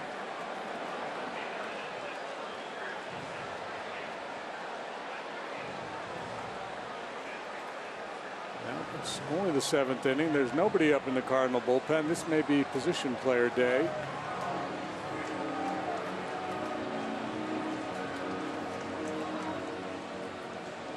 Hear about the phrase we mentioned earlier about an elephant, and if you missed it, make sure you watch today's encore of Cardinals Cubs. It will air in its entirety beginning at 7 p.m. on ABC 7's digital channel 7.2. It should be after dinner, so the baseball phrase shouldn't upset too many. And the following cable channel positions.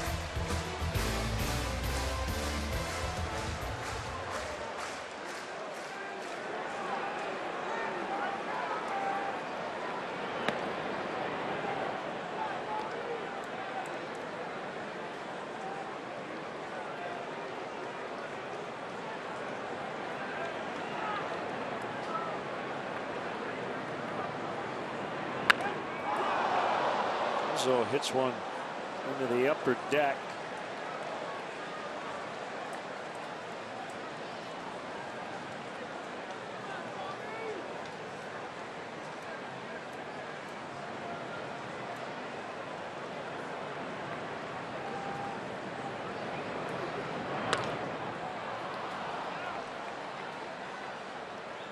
Pham and left.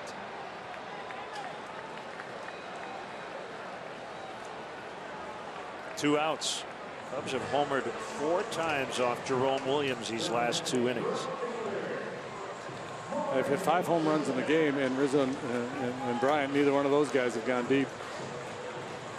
Been a while since they put this kind of a beat down, at least in terms of the home run department, on the Cardinals.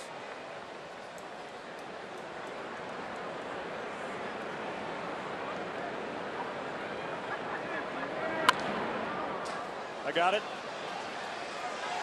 Dave Cella. Oh, no. What happened, Dave? Oh, man.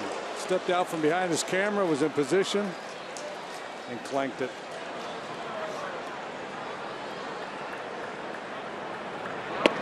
We saved a fedora for Dave.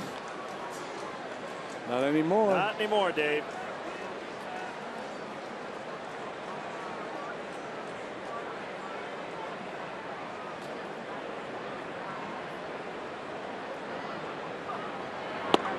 In fact, I am now told we have a backup camera operator. Dave, you're welcome to head on home.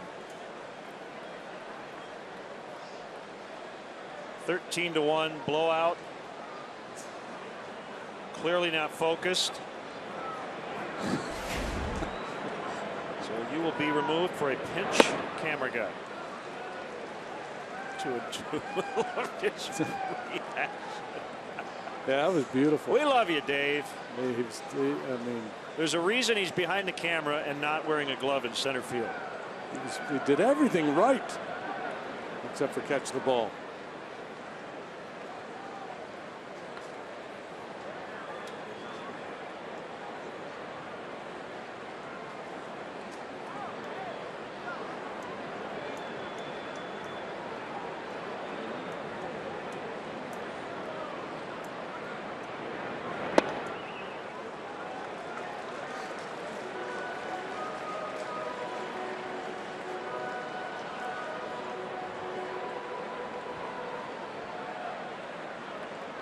And the irony of that play right there is it's Dave's camera that we're getting all these great majestic shots of the home run balls.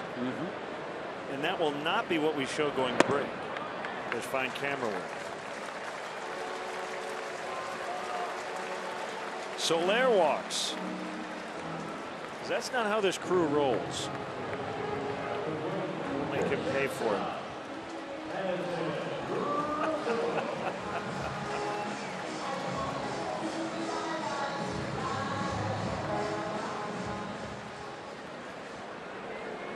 batter of the inning.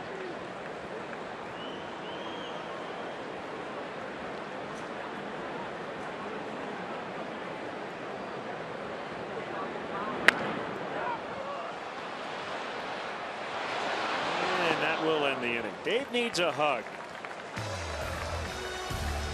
Oh, so close. Dave needs a butterfly net or a buffalo net indoors. Chris Coughlin now playing first, so Rizzo gets a final couple of innings off. Veteran Joe Smith is on. Pitching change brought to you by Lakeside Bank. Lakeside Bank, it's about time. Yeah, now you're more likely to get that 3-pitch inning from a guy like Joe Smith. The sinker baller pitch to contact is his MO.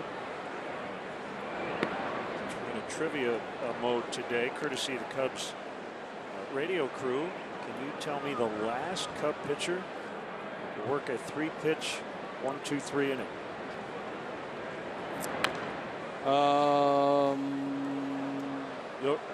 I don't think you'll get it. I think you were here to witness it.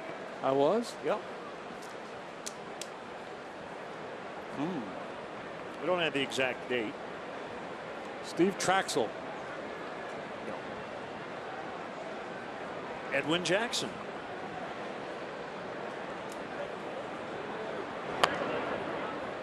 Tapped up along first, foul.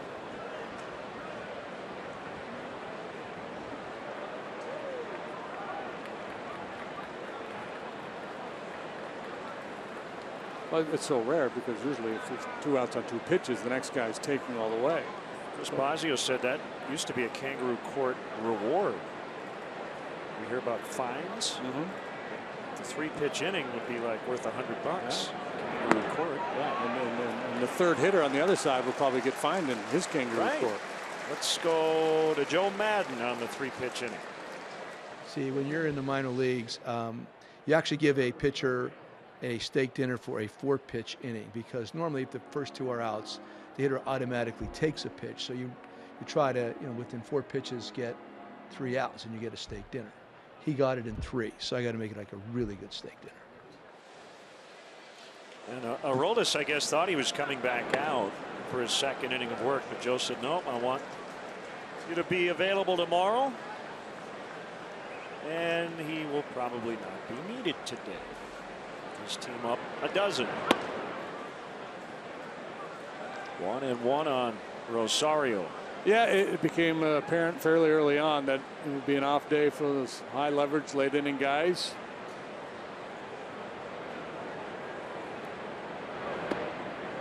Although exactly who that is in the Cubs mix right now, we're not sure, because Strope's on the DL and Rondon's still tender with that triceps issue. So Smith will get his chances. Carl Edwards Jr. has been really good.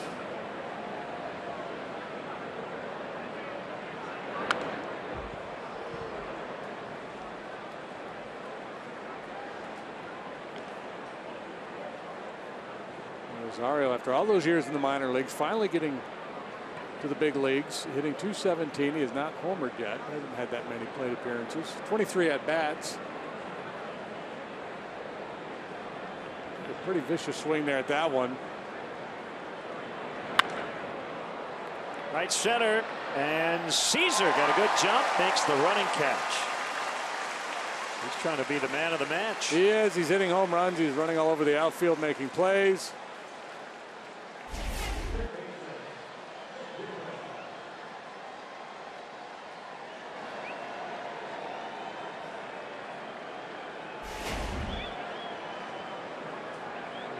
Flashing back to his old football days right there, running that one down.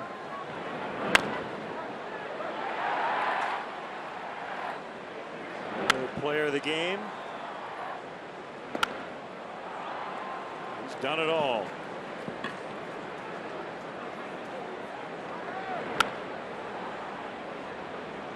First 2 home run game in his career. We talked about him a fair bit, and the change in his approach at the plate a couple of years ago, from a guy who would hit it on the ground and just try to use his speed, retooled his swing so he could lift the ball a little bit more and drive it.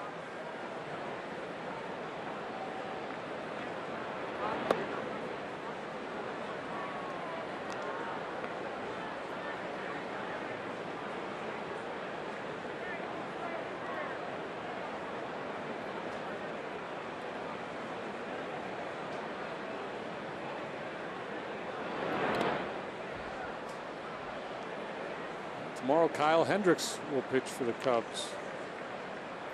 Take the mound with an 11-5 record, a 2.17 ERA, and he'll be opposed by Luke Weaver, who will be making his major league debut.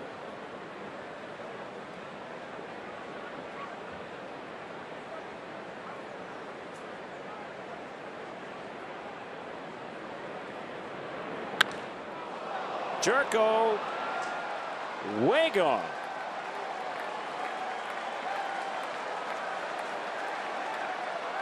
(13-2).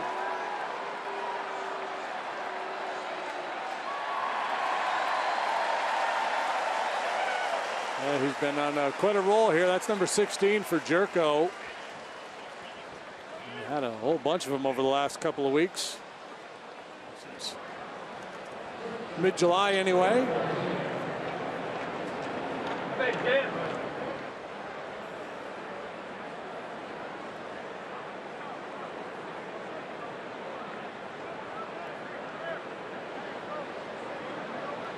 Garcia gets a rope foul in and out of his bullpen down the right field line.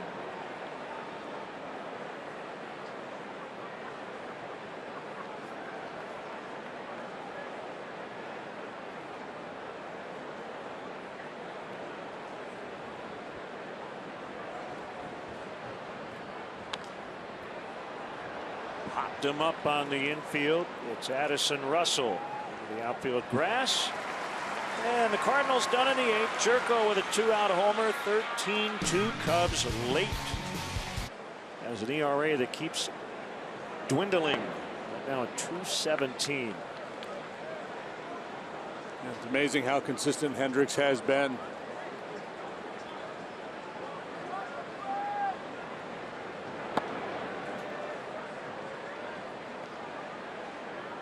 Jerome back out there. Cardinals will not use a position player. Williams will just have to push on through.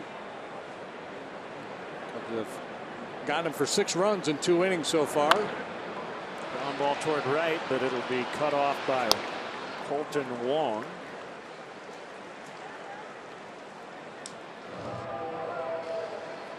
In Chicago, your first alert in severe weather starts with live Doppler 7 Max. It's the most powerful, most accurate radar you can watch. Watch live Doppler 7 Max on ABC 7 Eyewitness News and the ABC 7 Chicago News app.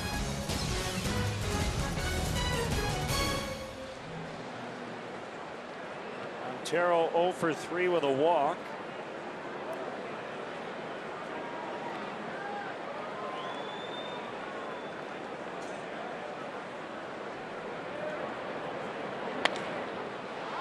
Grounds to Colton Wong.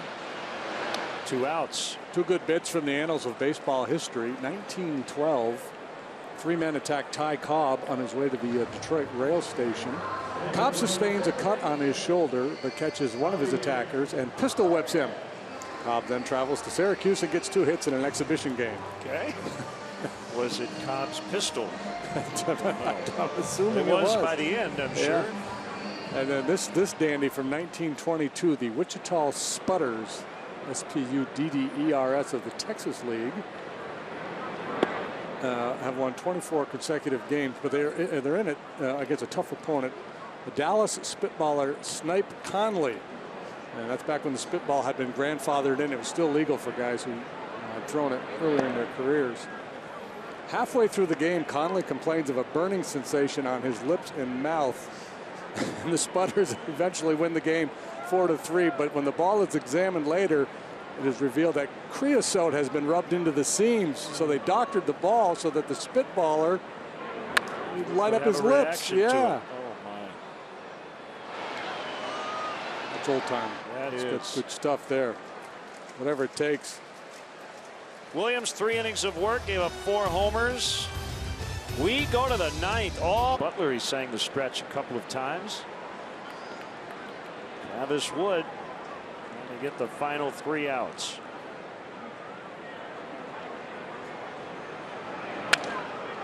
Randall Grichuk. Pop fly that will be handled by Contreras in left. 1 out. Cubs 2 outs away from their 11th straight win.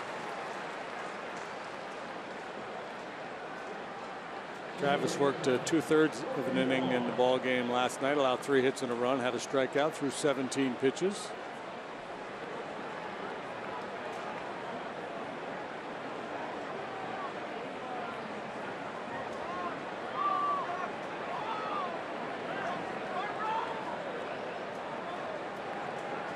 Wood to Wong. Called strike.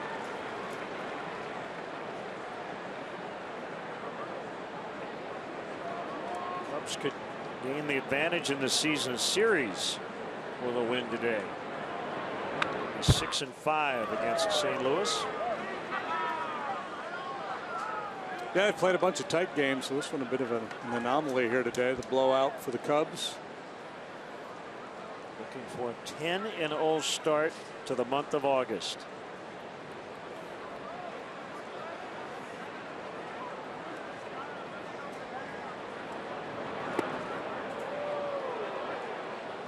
Still have a ways to go to catch the 1885 members of the Chicago National League franchise. In June of that year, they began that month 18-0. Which club was that? That was the 1885. Probably they were the White Stockings at that time. Find out. Yep. They tied in the, and I put in air quotes, World Series with the St. Louis Browns, 3-1. For the modern day World Series began in 1903.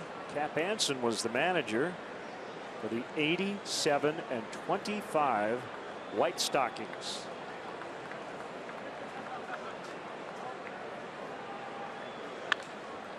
And ball to short. No throw, dug out by Coughlin. This copyrighted telecast is presented by authority of the Chicago Cubs and may not be reproduced or retransmitted in any form. The accounts and descriptions of this game may not be disseminated without the express written consent of the Chicago Cubs.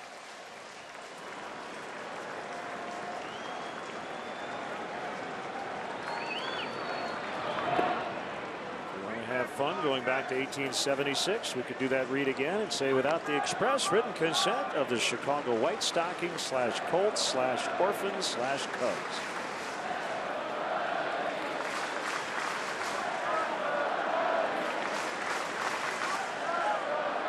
Probably use the same ball for that whole season. Yeah. Pham into the left field corner, foul, just foul.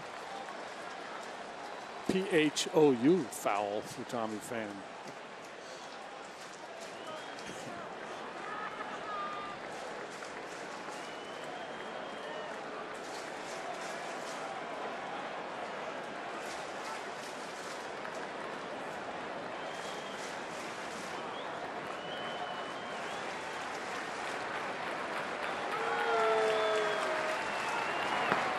Swing and a miss, 1-2.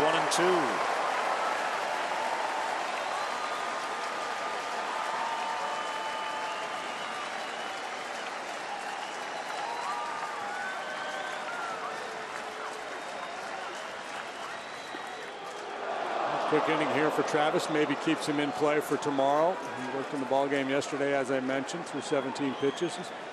Those guys, man, just keep calling his number, and he runs out there and doesn't ever seem to lose his stuff.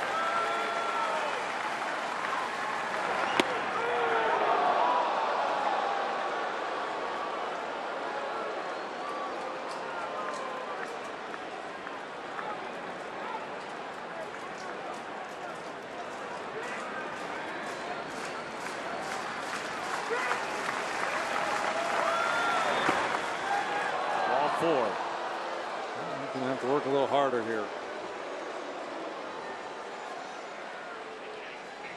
Travis probably looks forward to those days when he's told he's not going to be available out of the pen. He said, all right, well, I'll put my spikes on anyway, and I'll be ready to hit for you.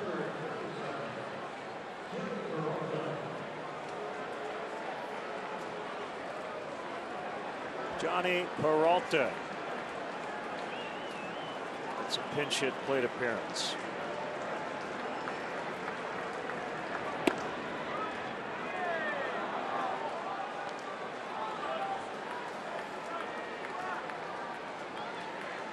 Some managers would be reluctant to pinch hit a guy like Peralta, veteran guy who plays a lot in this spot for fear of an injury. Down 11. He pops into shallow center and it'll get down.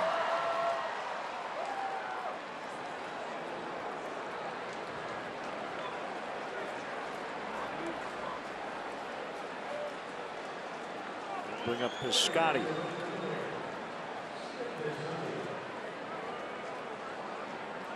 Now, is this the kind of at bat for Peralta where Matheny would ask him? He might have, every yeah. day, say, hey, Johnny, can you give me one today? Are you good? Because they're out of bullets, right? They got nobody. They could have used Mike Leake, I guess. Yeah. But not want to use a starting pitcher in this spot either. The luck the Cardinals have had with hit by pitches. A couple of broken thumbs here recently. Make you gun shy if you're Mike Matheny. The third, Bryant to Baez, who's on the bag. Cubs win. Cubs win. That's 11 in a row. Well, not a whole lot of drama here this afternoon. We're caught up in the pitching match at the start of the day with Arrieta against Wainwright and how good Wainwright had been in his career in this ballpark. But not today. The Cubs all over the veteran right-hander. Chased him after just 2 innings and 7 runs, and that pretty much is all she wrote. 13 runs for the Cubs, 13 wins for Jake Arrieta.